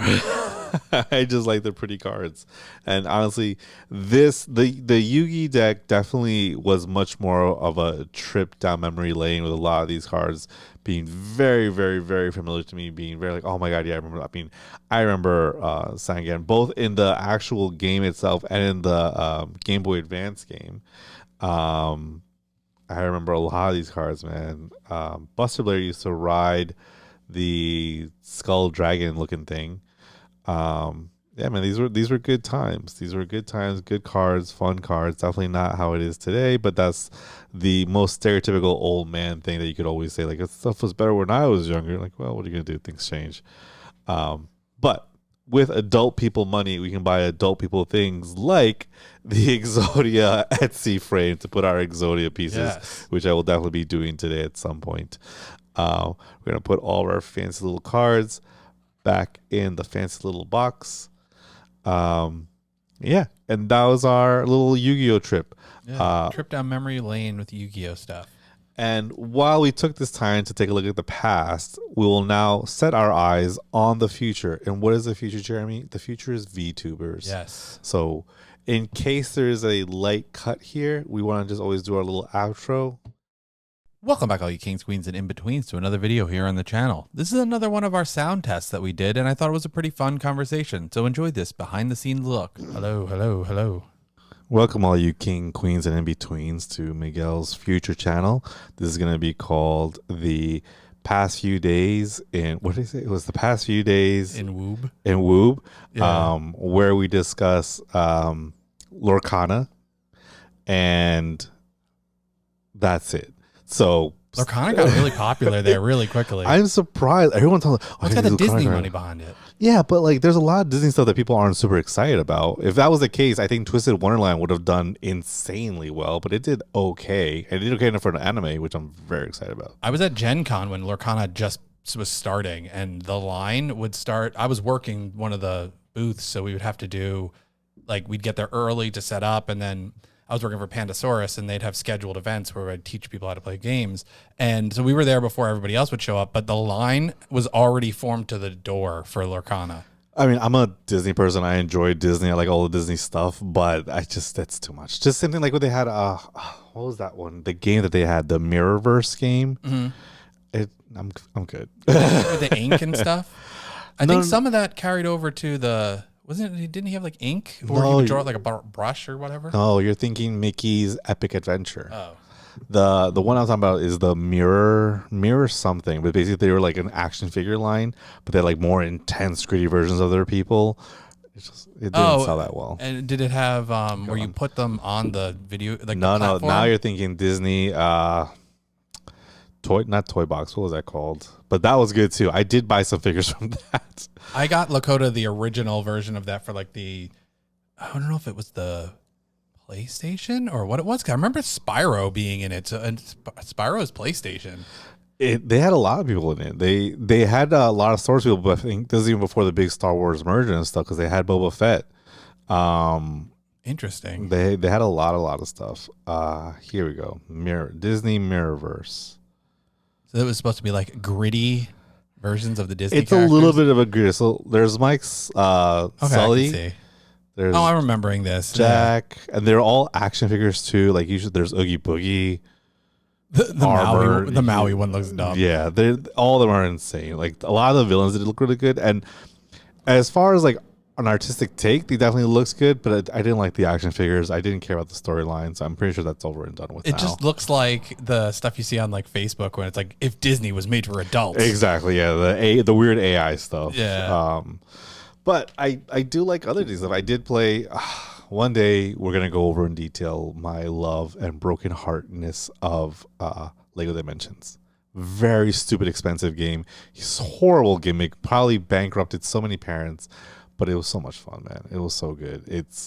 You get the Lego game, and it has like a little portal on it, and it's like a little NFC reader, and then you buy. Now I remember that was like what the Spyro thing I was talking about. That was like it, but it was Lego, correct? Oh. So they had a bit more opportunity to get more licenses. So because they already had like Batman and off the Star bat, it comes with Batman, Gandalf, Indiana Jones, and the Lego Movie Girl. Mm-hmm. And you build the pieces. It wasn't that long ago. It was the Lego after the Lego movie. Yeah, so they had the Lego pieces, and you build it, and then once you build it, you put it on the little portal, and then they show up in the game. And then you can buy more characters and put them in the game. And different characters had different abilities and everything else. So I think somebody online did the math to buy the entire waves and the game and everything else. You're talking about close to like 3 Gs. That's a lot. I bought a lot of them, but it was so much fun, man, because it got me back into Lego, got me into playing like just longer games. I put like a good over 150 hours into that game. It was amazing game, man. Yeah, it kind of sounds like a Minecraft Dungeon. We played Minecraft Dungeon, which is like taking a similar like blocky kind of thing and then making it into a story, but it didn't have the portals and all that kind of stuff. I mean, again, it was definitely a big money game. They could have done that without that part, but it was nice because then there were certain characters that you could rent them in the game by paying a certain amount of like studs, and they would be there available to you, or you could actually just buy them and have them to like open up secret doors and other things. I was lucky enough that I got a lot of the sets. So I had like Marceline, I had all the Adventure Time people, I had original Ghostbusters and the new Ghostbusters, like the female one. I got all superheroes. There was a promotion at GameStop where they had little baggies of Green Arrow, and that's the only place you could get him. And the guy at GameStop was a friend of mine, so he gave me like 4 baggies. So I kept one for myself. I sold the other 3. Each one of the ones that I sold for about at least $100. Wow. And so you probably could resell and get a lot of your money back. I could, because again, you can't find them anymore. Yeah. But it's a lot of sentimental, because again, I put in the work to build them. Yeah. So we got even I had the Doctor Who one there. Ooh, Doctor Who. When we come and play D&D, and I have a little Cyberman to do as Oscar. That's from that. Oh, okay. So you can also make like his TARDIS, and you can make BMO, and yeah, so much stuff, and it was a lot of fun. Definitely love that game. Welcome back, all you kings, queens, and in-betweens, or thank you for still joining us on this very nice, long adventure we have of cracking packs with Miguel and Jeremy. Who knows? This might be a new segment, or might be just me stealing Jeremy and Elaine's segment, but here we are. So we have opened our Pokemon packs. We've opened up our Yu-Gi-Oh packs, and now we're going to go and step into the future. With what is the future? The future is... Yes, it is boobs, but aside from boobs, it is caffeine drinks and VTubers. And what better way, again, not sponsored, but by all means reach out to us if you'd like, with Gamersupps. So I've been a fan of actually Gamersupps for a bit. I enjoy their waifu shakers. I enjoy their energy drinks. I am a G Fuel person myself, but I really do like their shakers. They do take a while to get to you, as Jeremy's learned. Yeah. It is almost as bad as some of the pre-orders for toys I do, but you know, when you get it, it's a little bit different, it's a little bit nice. You can't really take it to the office with you. I have so many shakers that I just have to leave at home because I can't take it to work, but they're fun. Gamersupps is, I believe, not partner, I think it's co-owned by ShyLily, one very, very huge streamer and VTuber. And of course, she's brought along and does collaborations with all of her VTuber friends. And the next up from energy drinks and merch is going to be something very big, which is something that we can all enjoy. They launched the VCard TCG of VTubers called the Rising Stars. This is one of the first booster packs that they released. It's completely sold out. They are going to be releasing more in the future, but the first orders are all sent out. People have been receiving them, unboxing them, unpacking them. There are rules to CCG. Unfortunately, I did not learn them because, like with Yu-Gi-Oh!, like with Pokemon, I don't really care for the rules. I care for the pretty, pretty pictures that includes. And obviously, what prettier pictures than pictures of VTubers?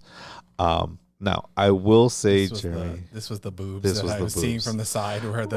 We have Cinder. I know her name, but I forgot it now. I'm sure it'll be on one of the cards. Yeah, Cinder. And now we have Silverville, one of my favorite people, right? Yeah. I actually have her t-shirt with me. I don't think that's Fillion. And then also we have ShyLily. And then because we ordered it, we got a free pack of 100 standard size matte card sleeves. I hope they have the VCard logo on them. I don't know. We're going to find out. And they're going to open up some packs. I will have to put some packs to the side because I promised my wife I'd open them with her. However, now here comes a bit of a rub. Like with Yu-Gi-Oh!, like with Pokemon, it has a wide variety of different cards, different art, and everything else. But there's only specific ones that I care about.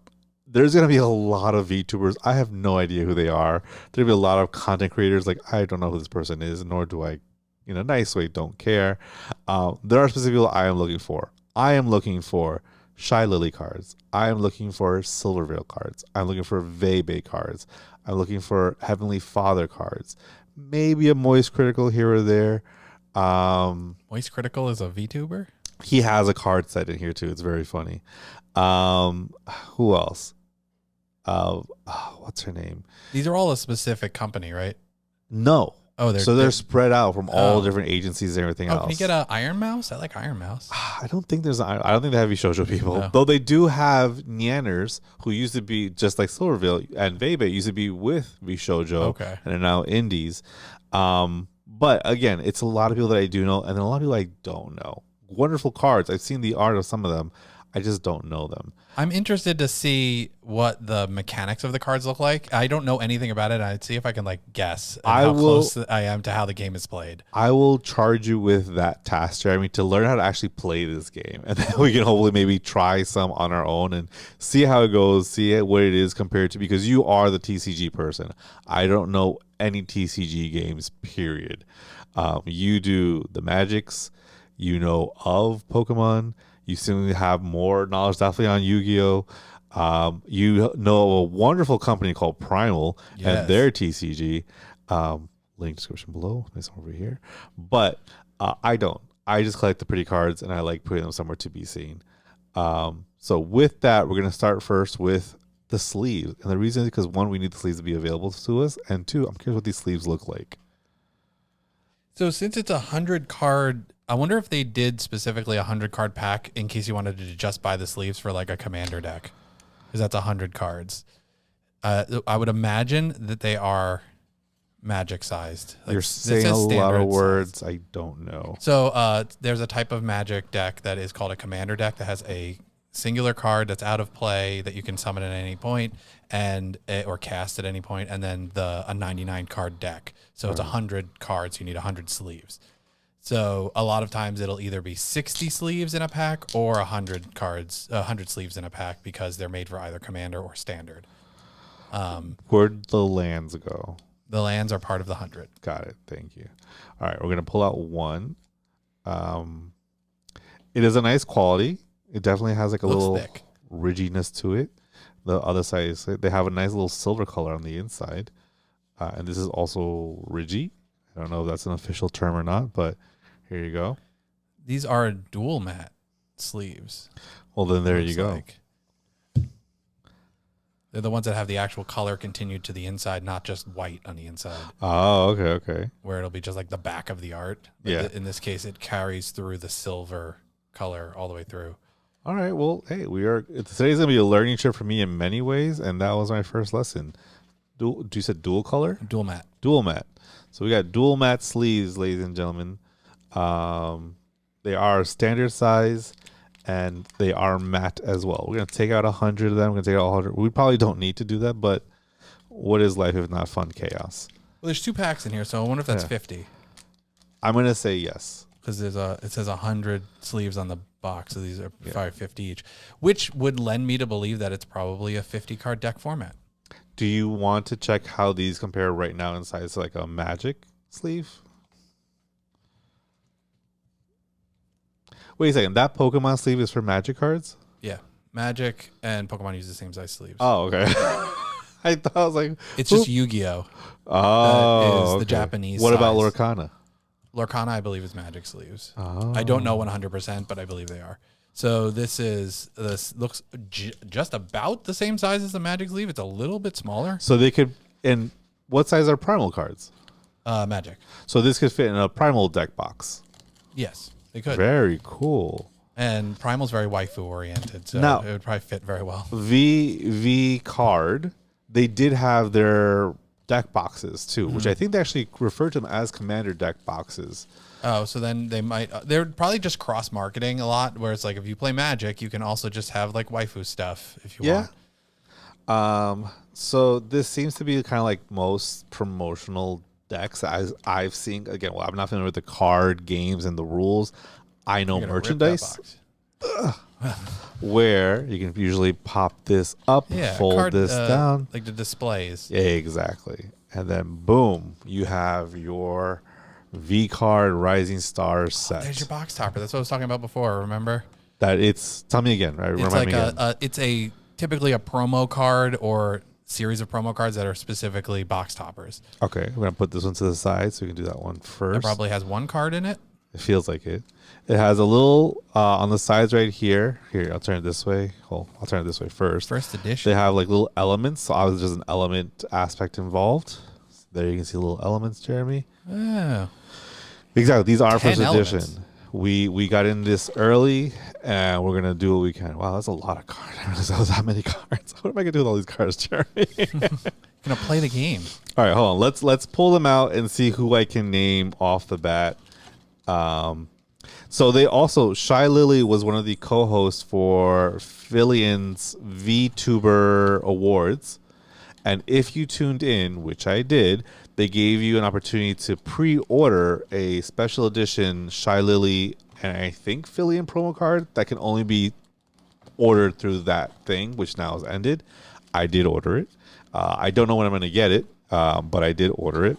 I'm pulling everything out just because I'm curious to see if they all have the same art after a while. I'm assuming yes, but Let's It's take probably a look. the art that's on the box. There's probably a card pack for each of the 5 people that's on the box. Well, so let's see. We have Silver Veils. We have. I'm gonna get so much because as soon as I hear her name, I'm like, oh, that's right, and I'm gonna kick myself. Another Silver Veil. We have a Cinder. We have obviously ShyLily. I will say I know this much. I did see a little bit of ShyLily's on pack cracking. They do have hollows, hollows, full art hollows, and then something else. There are 50 internet idols.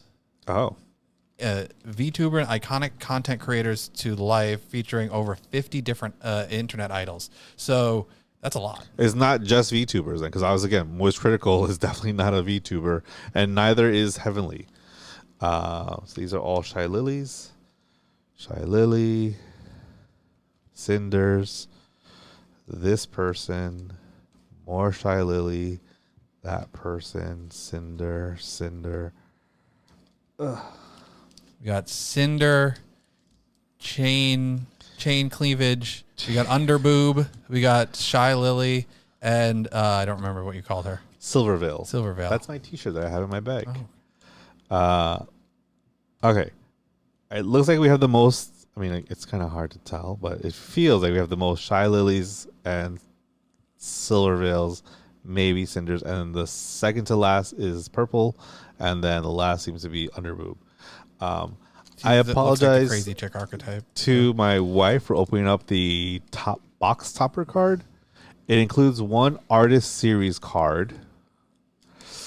Let's hope it's somebody that I know or recognize. Because, again, 50 internet personalities, there's most likely going to be people I have no idea who they are. My knowledge on VTubers is vast. It's not that vast compared to how many VTubers there are. And we're going to slide. I don't want to mess it up. Hello. Open, damn you.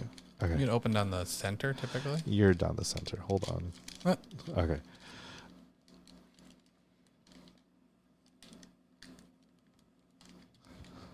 Okay. So off the bat, it says Yoklish by Yoklish Artist Series. 41 of 42. Wow. Okay, so the box topper is not a playable card, it looks like, unless there's actual stats. It looks like it's just like an artist card. Like an actual artist. Now I'm gonna do a quick search while you take a look at this. And I'm gonna see if Yoklish is the artist and the VTuber.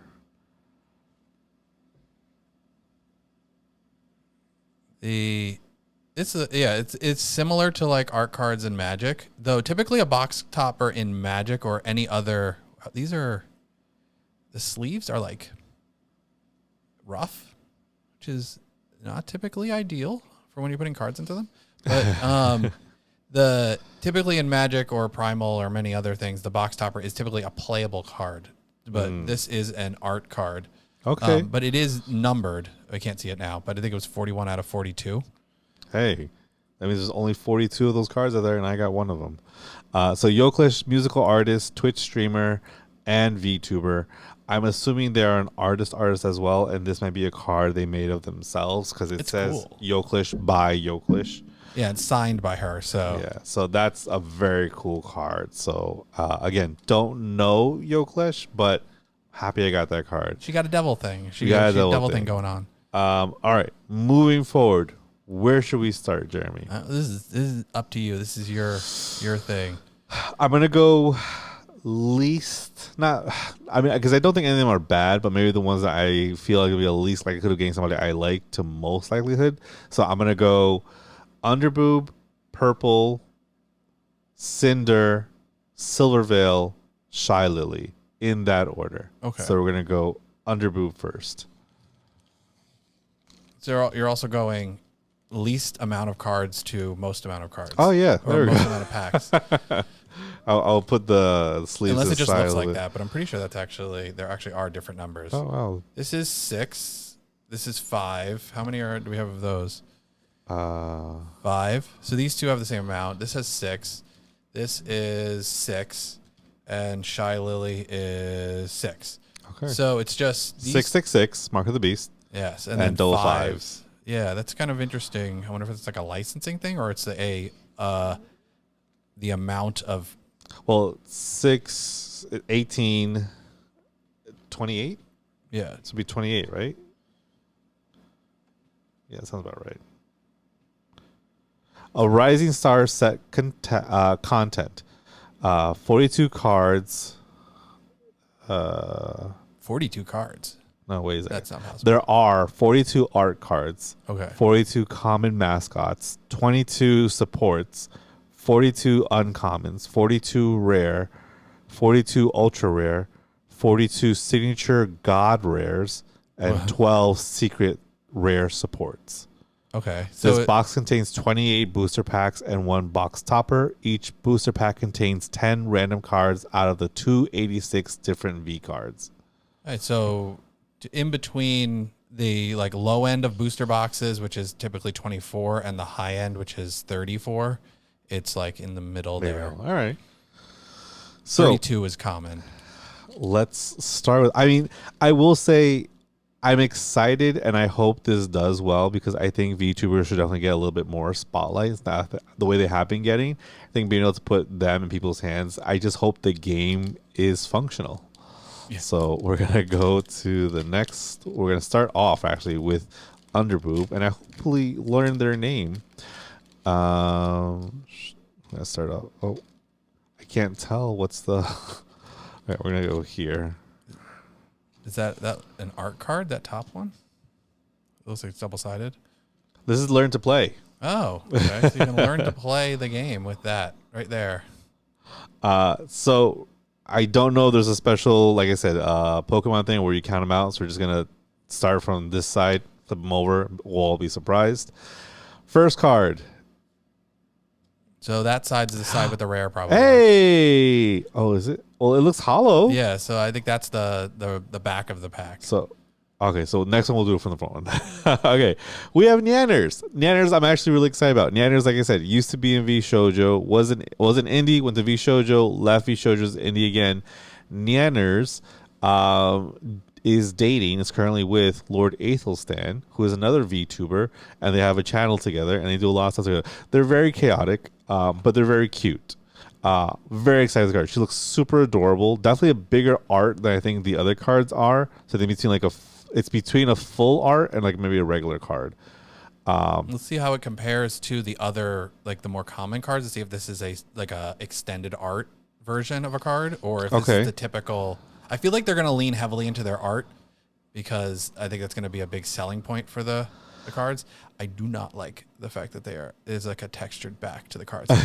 When they slide in, you can feel it scraping against the thing, which does not like hit my brain positively. That is really nice though. The art is really nice. It looks relatively simplistic when it comes to the mechanics. Now I've seen some of the full art ones. They're insane. So I really hope we get some of those. It has a strength, a weakness, and then this is gentle parity. If you play the same element as your opponent, gain +1 power. Nice. As mentioned, they do have mascot cards. Most VTubers, if not all VTubers, have some kind of mascot or some kind of representative of them. Nyanners has a little ghost kitten with like a one eye patch. Obviously, Cinder has a little fire guy. ShyLily has a little orca. It's just commonplace. So we have our mascot right now. This is Cinder. I'm guessing it's Cinder's. It's Smolchy. Looks like it says Smolchy. Looks like a little fire cat. That looks like very much like a Pokemon card. I'm gonna put these just here for now, or do I put it here? I don't know if you want to put them in sleeves or you're just saving that for the hollows. Yeah, let's save for the hollows. Then we have Farmer Cosmate. Looks like a Pokemon. Like a little oddish guy. Yep, little oddish guy. This is Tenki, like a little demon ghost thing. I'm hoping it says somewhere. Yeah. So this is here we go. So we're gonna just roll back for a second because I just noticed on the very bottom of the card it says who it is. So this is Akumi, VTuber power level card. This one is the Vienna VTuber card or mascot. This is Vey VTuber Power Level card. Again, in reference to Vey, the person who I'm looking forward to. So I like that I have her mascot card. Foxy Reen, a talent card, so a creator. Like something up your alley. Quick glance, look at the top card of your deck. You may return it or place it at the bottom. Strength, weakness. It doesn't have like an attack and defense. Oh, it has like there's an 8 at the top. So I wonder if that is its like, I don't know, attack power? We'll find out soon. We have a Freem card. Freem actually did a collaboration with somebody recently. I forget who, but I did see her YouTube recently. It's Freem. I like that little band-aid on her nose. Froggy Loke. I don't know. I know there is a VTuber Froggy. I don't think this is the same person. Because the Froggy, I think, is actually green. This one person is pink. But I could be wrong. These all have 8 so far at the top. I wouldn't be able to tell you what that means. We then have Snack Cat. Inspired by, it says Filian, so that's a Filian card. So this is support. So this is probably like the equivalent of So it looks like there's mascot support. Actually, it says again in the thing. There's mascot supports, and then the actual, I guess, like VTuber talent card. This is like a spell card or something, yeah. like where you're or utility Electric card. Shield. Oh, we got a good one. It's not hollow, but Yuzu full art card. Yuzu's actually a very good VTuber. I've seen her do collaborations with Onigiri, who I think is one of the talents, if I'm not mistaken, and Rainho. So not she's hollow. A 9. So she's the first one that has a different value. She was 8 too. Oh no, you're right. Well, hopefully that means something. Take it easy. Take it easy. It's that little texture. It's so weird that you would texture the inside of the sleeves. And then these are we don't know really what they are, cards. I will say, well, this one we know. Is that hollow? I don't think so, unless my eyes deceive me. Oh, a little hollow-ish, actually, yeah. I can't tell if it's hollow or if it's just the reflection of the mat.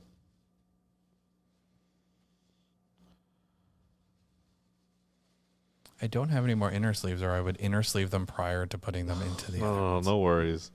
I will say, even this little like how to play card, it's pretty cool. It has like an arcane kind of feel to it. I wonder if you could put them together into the full thing. I hope so. You know cool. what? We'll put that to the side. Maybe we'll see the next ones. All right. First pack cracked, and that was actually pretty good. I mean, we saw some really cool cards, some gorgeous art. Hopefully, we're going to keep it going with Purple Person. And as soon as I remember who they are, it'll make more sense. And I watched them the other day, too. That's the annoying part. If I think about it, I'll put it up on the screen. You're not going to think about it. Probably not. All right. Oh, I think you're right, Jeremy. So this is another learn to play card. But unlike the Pokemon ones where it's like, oh, scan this, then throw it away, keep it because it might make something. I feel like it does. There's also like part of a logo here. Oh, God, I really want to finish that now. All right. We're doing it this way this time. So you see whatever the hollow is last. Yeah. The though the full art was at the back. So it's like I don't even know which side is the up is down, left is right. We'll figure it out. First we have Spike. This is inspired by Freem. Maybe we should put these along with who we find. Like Freem support with the Freem other one. We have another mascot card. This is Bro. Bruh. Which is a little bit of a ripoff from BMO. It is a mascot card for Foxy Rain. Did you pull that one already? We did pull Foxy Rain. That's the first time I said this is up your alley. Oh, yeah. Oh, now you remember. Now, it's all coming back to you now. We now have Rancid, who is Feifei. Feifei is another VTuber. I think Feifei. Oh, she's not on here yet. Oh wait, is that who this is? Is this Cottontail? This might be Cottontail VA, who a little background information is not only a NSFW adult voice actress, she apparently also has adult material on an OnlyFans. Oh. So there you go. That's the trajectory. Rancid, who is Feifei's mascot. We have not had a Feifei just yet. Feifei is what Ed would call Faye on Cowboy Bebop. Oh. Feifei. We have a talent card. This is Shoto. Shoto, if I'm not mistaken, did a lot of collaborations with Kuro, and people like to ship them together. Also an 8. Here we go. Oh, we're getting some. I took a peek. I had to take a peek. We got some good ones. Ready? We got our first ShyLily card. Let's go. Sailor outfit, ShyLily. Sailor outfit, little growly face, doing what she do. That is the ShyLily we know and love. I think I just last week I watched her doing the German Mein Gott Leute, the whole Coke and Fortnite thing like 4 times in one day. Annoying the hell out of my wife. We got her ShyLily card. I don't actually watch her like full things, but I watch like clip channels. Oh yeah, I watched the clips. It was just that clip of her doing that thing. It's hilarious, man. Oh, and continuing the good vibes, we got our Silverveil card. Silverveil was one of the VTubers that got me into it because her hair is like this light blue pink color, very reminiscent of Sylveon, and that's what's one of the things that pulled me into it. Because it's that like pastel, cotton candy pastel colors. Yep. So 8 seems to be the standard, the main for talent, thing, except for that full art one was a 9. So maybe those are like the high end ones. God ones. Maybe I know they had mentioned God rares or something. Yeah. Support card is something we could all use, as mentioned by our friend in I forget the anime now, but the card is work-life balance. Oh, what was the anime? Like a year Mr. ago. Villain's Day Mr. Off. Villain's Day Off. Thank you. We had Electric Shield. We now have the Grass Shield. The same background art, just with the Different shield yeah. changed. Another level 9, full art. It looks like this is Lena Lazar. No clue who that is, but it's a very pretty card. Oh, this one's foil. This is a very nice card. Now you're talking about nice cards. This is almost like a evil version of ShyLily, because while ShyLily is our little Orca queen, this one is Megalodon VT, so VTuber. Megalodon. Another foil card. Oh, I'm sorry. That's a nice card. Yeah, so this is also like a whale dolphin kind of like. Well, I would she's assume an orca. if it's Megalodon, it's shark, right? Oh yeah. Megalodon, yeah. A lot less shark than Gura. Gura. She's very shark. This is like nice shark. That's like whale shark. We got a very nice pull in this one. Again, between some of the nice mascots, the people we already got, ShyLily and Silverveil, people that I do know, even though I'm like super familiar, like Shoto. This was a very, very nice pull, and I'm excited to build the rest of this little puzzle piece that we have. All right, we got that is Cottontail. That's why as soon as it's gonna hit me, like, okay, we got Cottontail. I still don't remember who Underboob is, but now from there we're gonna jump over to Cinder. So Cinder, a little more trivia for you, is also a musical artist. She recently did not recently, but she did a concert a while back where she does it in her whole, she has like a full Cinder cosplay. When I say that her endowments are not an over-exaggeration, they're not an over-exaggeration. It's kind of crazy. And there's one video in particular, so you can find a clip of it on YouTube, of when she's excitedly jumping at her friends, and she has real world jiggle physics. So now, if you ask me how her concert was, I don't know. I didn't watch that part, but I can tell you about the jiggle physics. So there was so she actually shows her face and stuff. She has a mask. Oh, okay. All right. So we have another part. VCard again. Learn to play. I'm really curious to see what this is all going to. Now I wonder if it's just going to be like just separate little parts where exactly it looks like it comes together, but maybe it doesn't. Maybe certain parts do, because this has the logo right there, and I don't know how it would connect to anything else. But we'll this hope. has a little slanted. You see, it's also so it can. Match Oh, the same okay. angle. Yeah. This is probably the center of it. This is probably down towards the corner. Well, the logo itself. Yeah, I'm sure we can find a picture of this somewhere. Oh yeah, I'm sure somebody's already created it. All right, so now we have our next mascot card, Chibi Lena, which I believe goes with Lena Lazar. Put them together. How her mascot is just a chibi version of her. Oh man, okay, my wife's gonna be really excited about this one. So again, we like. She's also a big fan of Nanners, one of the first cards we pulled. Like I said, Nanners is with Lord Aethelstan. His mascot is Bradley. I believe it's his dog who either passed away or maybe still alive. I don't know, but it's all over his stuff. It's one of his big mascots. If you see Bradley, you know Lord Aethelstan. This is freaking adorable. So I'm very happy we got that. She'll be happy about that one too. I think it's one of the cards that she was actually most hoping to get, as a little Bradley card. That's nice.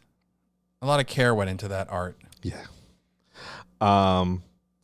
Another thing, now that I've seen these cards reminding me, one of the, as I mentioned, I don't believe they have VShojo people in this. I think it's a lot of like indie or other party kind of people doing it.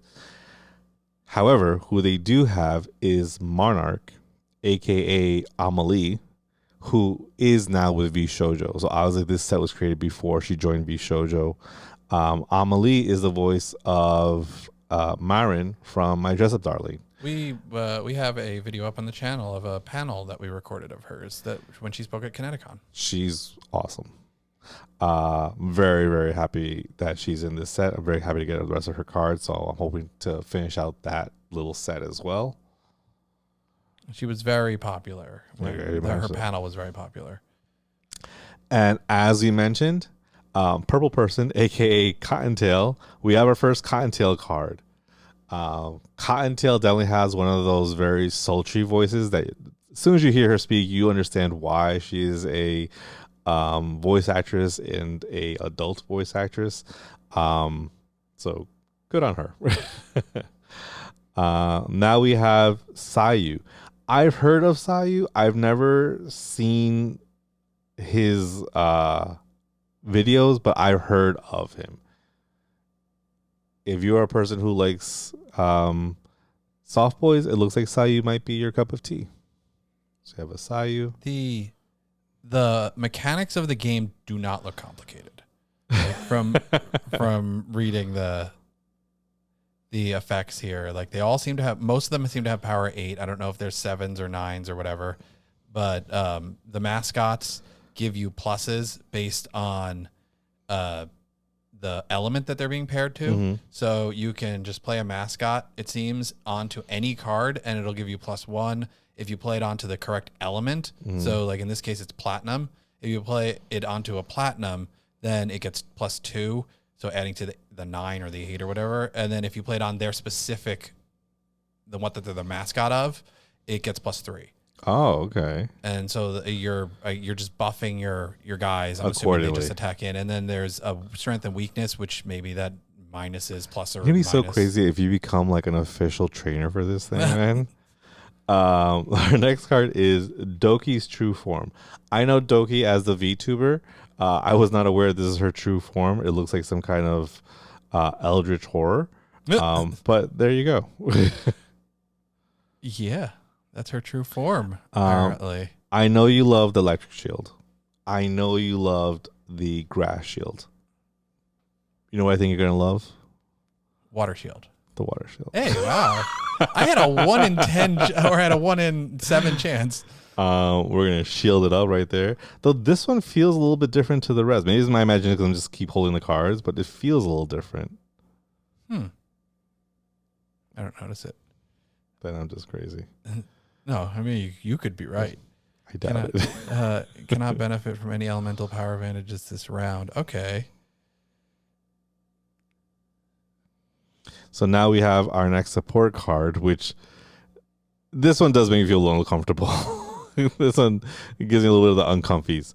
This is Happiness Chan. It's a support card for Cyanide Chan. It's animated, but yeah. I'll let you figure that one out. Next. Now, I don't know if this is the same one. I feel like the other one was the same. Let me check. Where did we put... Cyanide Chan, I would imagine, is going to be another support card. So this gives me the impression that there's a limit to the number of support and mascot and talent cards you can play, because this bottom effect is upon playing Happiness Chan, you may also play Cyanide Chan this turn if it's part of your hand, which implies that you typically wouldn't be able to play it even if it's in your hand. So you probably can only play one support per thing per turn. So which would lean it towards like Primal, where Primal you can only play one strategy card, one character card. So that might be. What if this is just like a different version of V2 version of Primal?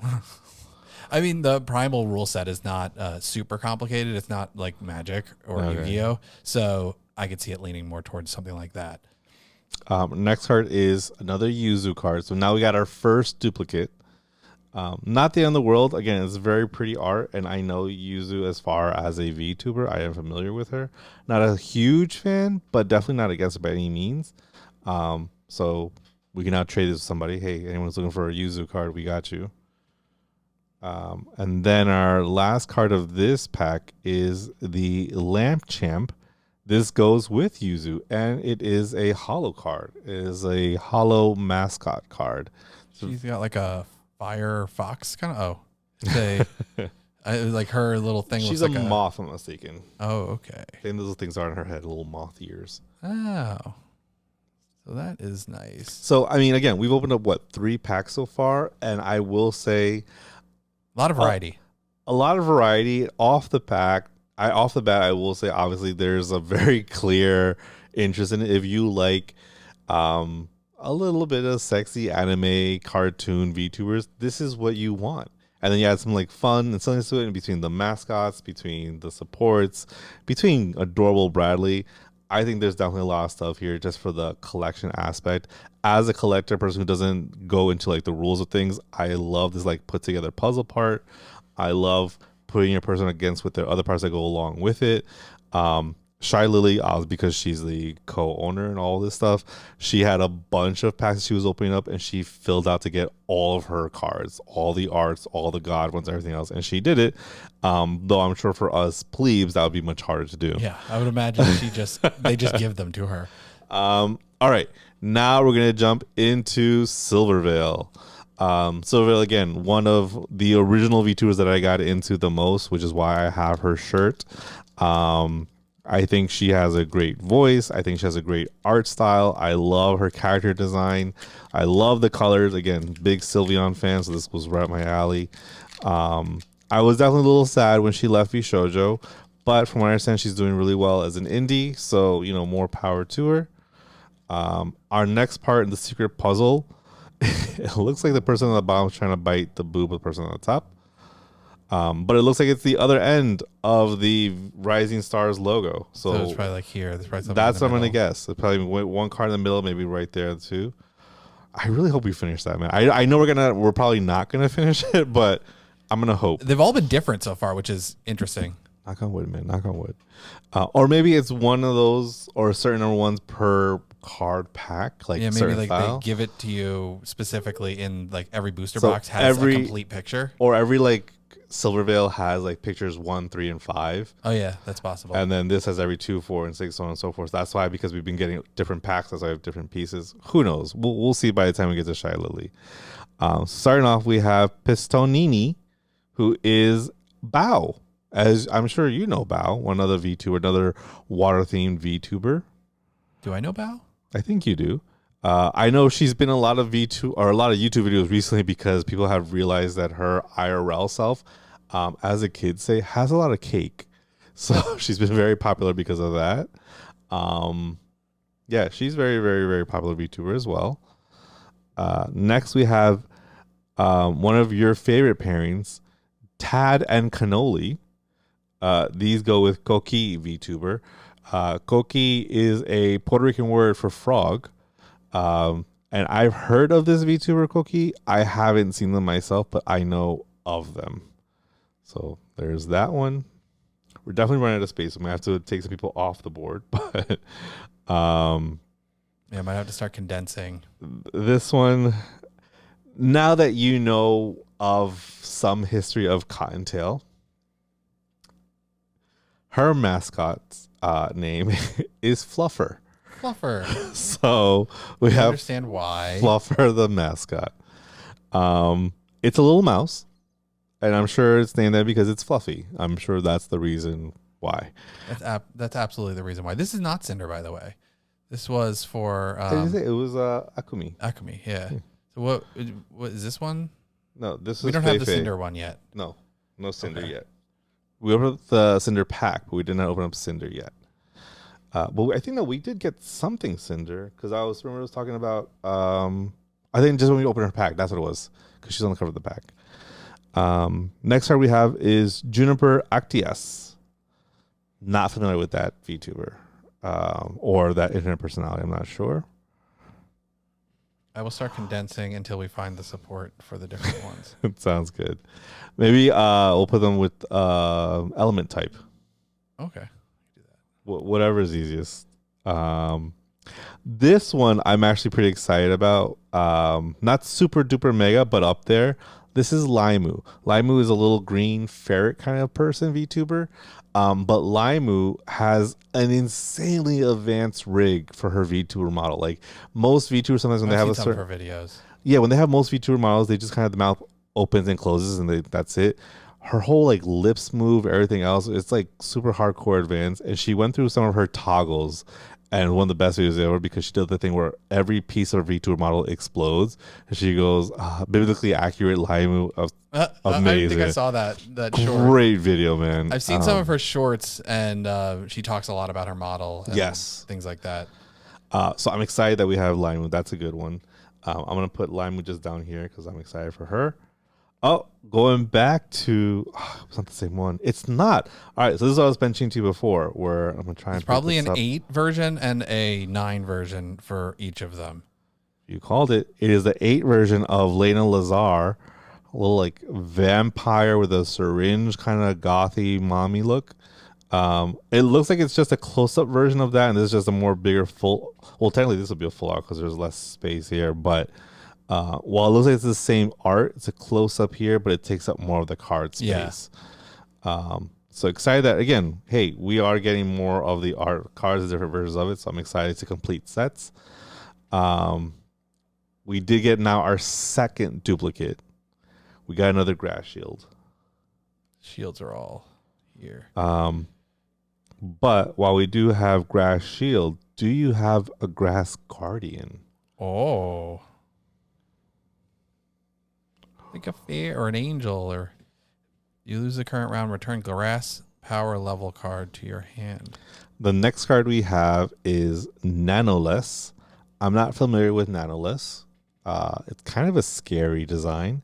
I'll let you look at that one. This is very has-been hotel-ish. Yes, that's. I was thinking it and I couldn't put the words together. However, the last card of this one is one that I'm extremely happy about, especially since the recent move to V Shoujo. I'm over the moon. While I do like the new model that they have, their current model is like a mafia boss kind of thing. This is their model they were when probably they joined all this when they were still under the name Monarch. It is Amelie's full art hollow 10 card. Oh. So this one, yeah, I think this is just gorgeous art. This is something that I would put like in a frame, a little tiny frame, put like on my desk or my wall. Yeah, this is just a gorgeous card. So again, super happy that we're able to kind of fill out more of the Amelie stuff. She is one of the VTubers that I am very much looking forward to filling out as much of the stuff as possible. I don't know, man. I will say I'm now more motivated to learn how to play this game. But even if I didn't, I'd be happy collecting all these cards because these just look like really, really nice, fancy cards. So we have the regular art ones are 8s. The full arts are like slight foil. This could be like a cold foil or something like that. Like they have in Flesh and Blood. It are 9s, and then the full like rainbow foil full arts are 10s. But we did get one that's 11. That's an 8. Oh, didn't we get one that's 11 somewhere? No, 10 is the highest we've gotten so far. Maybe I'm all right. Though, because this was prior to that, the 9 was the highest, and so this is 9s. So they're full arts. Okay. But they're full art, either slightly foiled or this is matte. This isn't foiled, but it's the full art. So that's 9. This is also a matte one. So I think this one is a signature gold rare. It's got the gold border. Yeah. Then the other one is just the ultra rare. Then the regular holo is the rare. Oh, they have a symbol. Let's see what the symbol. So this one has a star. Okay. This one has a like diamond with sparkles around it. Okay. And these have just the diamond. Okay. And that would imply typically the star is usually the most rare. This is a star also. So where's the symbol? Down in the corner. So this is a circle, which is common typically. A black diamond. Yeah. So I think these are rares. The stars are probably the most rare. Typically they are, because if you see, so you have diamond, you have circle, common. Diamond could be uncommon. The diamond with I feel like this one should probably be more rare, but it's a diamond with 2 little things next to it. Which might be ultra rare. Rare or super rare. And then there's the star, which we have 2 of, which I feel like is not indicative. So unless it goes diamond, star, diamond, sparkles. Yeah. So this is rare, ultra rare, signature gold, rare? or secret rare, which is only 12 versions of the card. I'm sure someone's already broken down what each card is exactly, which you can always look it up on the website or whatever.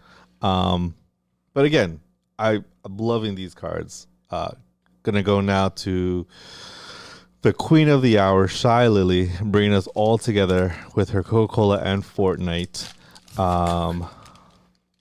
Hoping again for some really good ShyLily cards, hoping for some really good Silvervale cards. I mean, again, I do know enough VTubers where there's a big percentage, but again, these take a lot of people. Oh wait, there's the middle. We got the middle part. All right, so now we're gonna take over Laimu for a second. Laimu coming over here.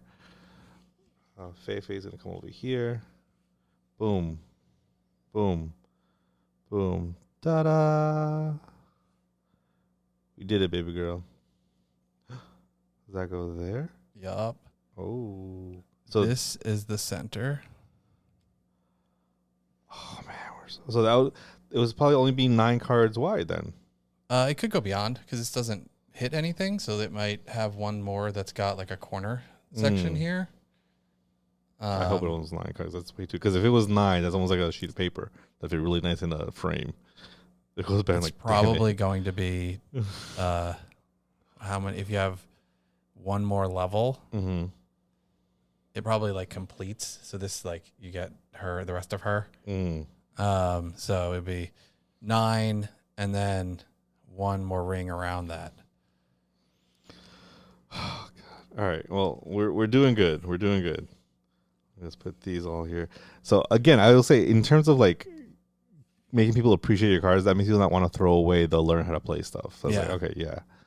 All right, we got another duplicate. We got Vei's little mascot. Now is this the exact same mascot we got before? Yeah. Techie. Yeah. Teku or whatever. Is it the same art? Where did I put that? I was stacking them in like type. Sorry.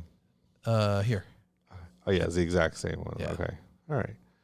Oh, we got another. Oh man, I hope this is not gonna be a duplicate. Oh no, okay, it's not. Farmer Cosmate. Little oddish guy. I think this is the exact same card set. Oh, that sucks. Because we got another Smolchi. That's different. Okay, good. Well, we got the same mascots. But, as he pointed out, we have a new Monarch card. This is her level 8 card. So, we have her level 10, her support, her mascot, and now we have her regular card. We have Bow the Whale, being very, very sultry. And I guess we're not putting it here. Here, let me just show you the Monarch one too. And we do have Bow's support card. We do. Right here. This is Bow. And then Bow here. You can take a look at Bow. Yes, Bow does have a look to her. Buff Pup. Buff Pup did do some collaboration with V Shoujo. Very funny personality. I like that. I like that design. That's the one who's biting in the thing, right? Oh, okay. We don't have the mascot. I don't think so, yeah.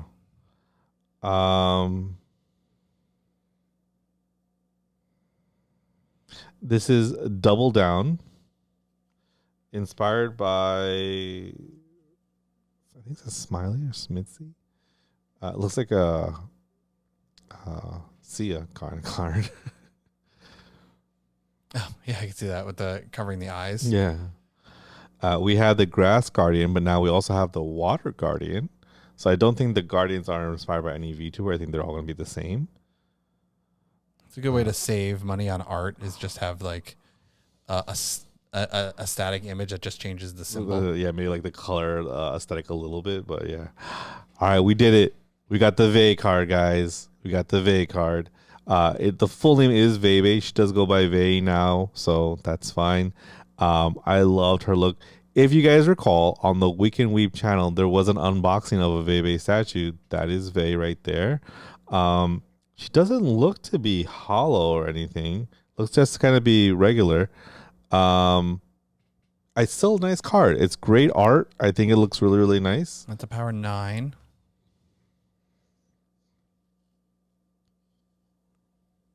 Age infinite. There you go. So she's legal. Again, another note, Vebe is dating Soda Poppin'. They live together. Oh, I don't know who that is. Internet streamer. And we do have another duplicate, and it is a hollow duplicate, so I don't know if I want to get involved too much in the Rising Stars VCard community to start trying trading. But who knows? We did get another hollow duplicate for Yuzu. This is going to be her Lamp Champ mascot. So we got a lot of Yuzu cards. I think that's the most that we've gotten of anybody so far. Again, Yuzu is a great VTuber. But I just wish we got more Vey stuff. Do you want to open up a few more packs? Up to you. Let's do one more ShyLily and one more Vey, because those are the ones that we had more of. Not or Silvio, sorry. And then the rest I'll have to review with my wife. But I think that's going to be enough for this video. All right. Who do you want to do next? We'll go alternate. All right. We're going to go back to Silvervale. Hoping that her little Sakura Foxy mascot is going to pop out soon. Because we didn't get it yet. All right. We got this part already too. That's a duplicate. That's our first duplicate, which is honestly not bad for. No, it's not. For what? Yeah, 6 in a row. Yeah. All right. So we have mascot Haze. This is for Sky VTuber, somebody I'm not familiar with. Mascots are here. Bastard Cat. This is the VTuber mascot for Tob. Don't know who that is. But you know what? Hey, these are all new cards. Another mascot for Totless. These look like the little ninja guys from Mario Bros. 2 that would jump around. Mimi. We got Sayu again. Definitely not a bad art. I mean, the art is great. Just don't know much about Sayu. We got Doki's true form again. So I think now once you get like kind of like that 6-pack mark, you're gonna start seeing a lot of duplicates. So we got Doki's true form. I'll just sneak it under here underneath Silver Veil. What's Silver Veil over here? Daya Riku, a talent card. Very cool art. I really like the art on this one. I'm not familiar with that person, but it's very cool art. It is nice art. I like that. We're going back to the Water Guardian, which I think we're putting over here as well. Here. Oh. Support cards. Support cards. I kept this because I figured there was a full set of them, so I kept them separate. We got the work-life balance one. Technically we got a duplicate, but this is a good one because this is the Hollow Vey. Oh. So we got our regular Vey and Hollow Vey. Very excited for that Hollow Vey. What's the difference in the symbol? Are they both the same symbol? Yes, they're both stars. Okay, so that's interesting. And then we have Pistoni, Bow's mascot, and another hollow. Oh. So it goes with Bow. And now, yeah, this is her hollow mascot. We are definitely seeing a lot more duplicates, but we did get lucky enough to get some very cool hollows. It was interesting that you got through like the line of 6 and there wasn't that many duplicates. No, it was like 3. And then the next pack you immediately do after that has like 75% duplicates. Yeah, and considering there's what they say, it was 286 cards. I would have hoped for a little bit less duplicates, but you know what? You don't crack a lot of packs. Oh, because like when we open up like Magic cards or Primal cards or whatever, sometimes we'll end up with like 7 of the same card. Really? Yeah. That's why I could. Okay, we got another duplicate puzzle piece. That was probably the most interesting thing is the fact that you got through the first 6 without a duplicate on those. Yeah. So that makes me think that exactly. It's certain puzzle pieces per decks. Yeah. And then or per packs, and as soon as opening this is a silver veil. Yeah, I think the last one of this you got was a silver veil. And now this one second to last. Oh, but this was a ShyLily. This is a ShyLily pack? Yeah. Oh, okay. And that was Wait, I go back and look at the video and see exactly which pack. Well, put the insert right here. I can't even continue. So we got another Bastard Cat. We're gonna go through these a little bit faster because I'm assuming it's gonna be a lot more of the duplicates. Bastard Cat, we got Mimi, we got okay, Tricky. This is Tricky's mascot, Tricky. So Tricky used, I think the full name, they go by mainly Tricky now, at least that's what I've heard, but it used to be Tricky Wee. Tricky Wee, she actually do a lot more face reveal stuff. She was a YouTuber who did a lot of top 10 Pokemon, blah, blah, blah, and just did that. And I love those videos. That's how I knew her. Then she got into VTubing. Then she got hard, and now she's like a major VTubing presence. I remember when she was doing Pokemon videos. But we got her mascot. Mascot's going here. We got another. I like that one with the Ankh and stuff. Yeah, her VTuber is like a harpy Egyptian kind of thing. We got another Foxy Rain, which we did have. There we go. Thank you. We got another Freem, which comes with Freem's little person here. We got Froggy Lock, which goes all the way there. Water Shield, which is here. Happiness Chan has her own part here. Speaking of, it's not hollow, but we did get Pirate Tricky Wee. Oh. You can see Tricky right there. And oh cool my God. I don't know what's nice with her little. She can have her own little spot now. Yes, she has her mascot as well. She does. One that I was hoping for, and again, I will say I haven't seen a lot of his videos specifically. I've seen him more in collabs with other VTubers, but when he collabs, he's hilarious. Heavenly Father holo card. Very excited about that one. I'm going to send you later, Jeremy, one of his videos that just cracks me up. It's a video with him, cool. Henya, Zen. Hilarious video, man. All right, so I think from this, we did get a wide variety. We didn't start getting any duplicates until the very end. I can only imagine how many more we have in this. But we did start out very, very strong, and we did get a lot of cards that we just were, we only got one ShyLily here.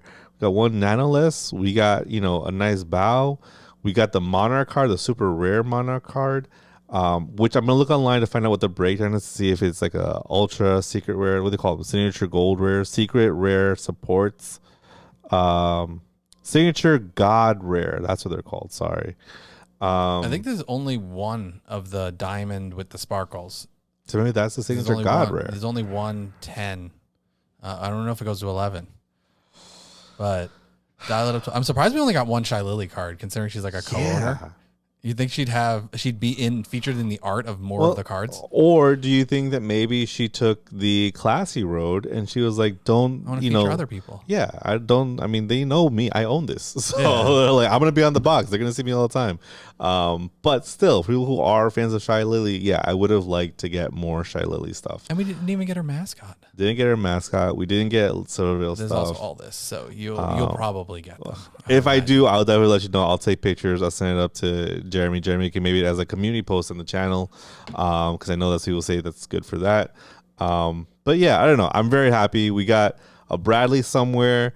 We got the Nyanners. A lot of really good cards. I'm very excited with this. I'm super excited to open up the rest of them. I know my wife is going to love them. So I will keep you guys posted on what we get, and I'll let Jeremy know.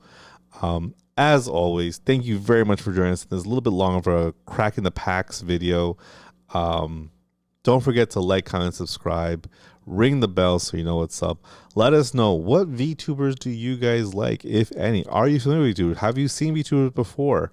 Again, if you're getting into VTubers, want to get to know more of them, this is actually a great set for you, because then you can learn a lot of other people. A lot of them are going to be a bit more lewd. So if you're the wholesome kind of person, then, just prepare yourself. I think that'll be the stumbling block for this being a competitive game. I think will be the lewdness, because like if you're a competitive player, like, are you really going to sit down like opposed to another player sitting down playing these kind of cards in a serious competitive format? I think it depends on the cards and how the game goes, because Primal has some pretty, They've also started to make their cards more tame as they've released more sets. Well, I've noticed from set 1, they were definitely more like cleavage forward and things like that. And then they were more cottontail. Yeah, as they've moved, they become more Nyanners. Yeah. But you know what it is? I was going to say that Primal started out that way, but from what I understand, from what you've always told me, everything else, it's a very, very good game, and people are definitely very interested whenever we go to the conventions. They're asking about it, so it definitely has its fan base. So I think something with this where if you're a huge Tricky fan, if you're a huge Cottontail fan, a ShyLily fan, Nyanners fan, you can get these cards, and then you just kind of stumble into the rest of the game. You now have put together all these fandoms buying the cards originally just for their Oshis, and now learning more about the card game, about other people, and that's how you do it. Interested to see how it works in terms of building out your deck. Are you going to build like a Monarch deck? Are you going to build a ShyLily deck? Or is it going to be like you're building a Platinum deck? Or you're building like, how does the strategy break down? I'm sure it would probably be a mix of that, between like, because there are people who if I was playing, I would definitely want to do like a Silverveil deck or a Monarch deck, but if it's not a good card in terms of what actually is going to be like competitively strong, then that might take you away from it. Once I get through all the cards, I will grab all of our duplicates and I'll say, these are the cards that we're going to play with, and then see what we can do to kind of figure out how the game works, how it works in real time. We'll do an actual match. And I don't know, it seems exciting. It seems fun. I'm excited to collect the rest of them. I think I mentioned to you that on the site, they did have, similar to those like commander decks, they did have them with the embroidery of Cinder and the embroidery of ShyLily. They're a little expensive. I think they're like $60 or something, which was, Yeah. But they were cool looking. I did almost order the ShyLily card folder to keep all the cards in, but I was like, let me get the cards first. You end up running out of folder space. Exactly. Really, And I think that fast. happens with everything. I mean, every time you think like, let me get this thing to help myself organize, it's done. But anyway, again, thank you guys for joining us. Thank you so much for your time, for your patience. Hope you enjoyed this. Jeremy, I'll let you take it from there as always. Yes, we're not sure exactly how this is going to be chopped up, but we do appreciate you sticking through as we were cracking packs and unboxing things, whether it was you're just watching this, you're watching the Yu-Gi-Oh content, you're watching the Pokemon content. We appreciate the engagement on any of those videos, and we're going to see what we're going to do going forward. You guys dictate what we do going forward. So let us know down in the comments. What did you like out of this? What are your favorite VTubers? If you know the game, explain it to us down in the comments. Please, yes. Yeah. And those comments will be the ones that, get the traction because people, I'm sure, want to learn. But thank you for joining us. Like, comment, subscribe, ring that bell so you know what's up. We'll catch you in the next one.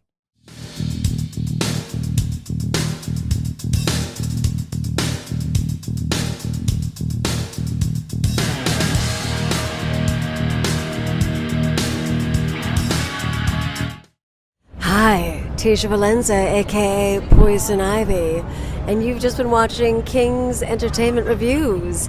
Don't forget to like, subscribe, and watch.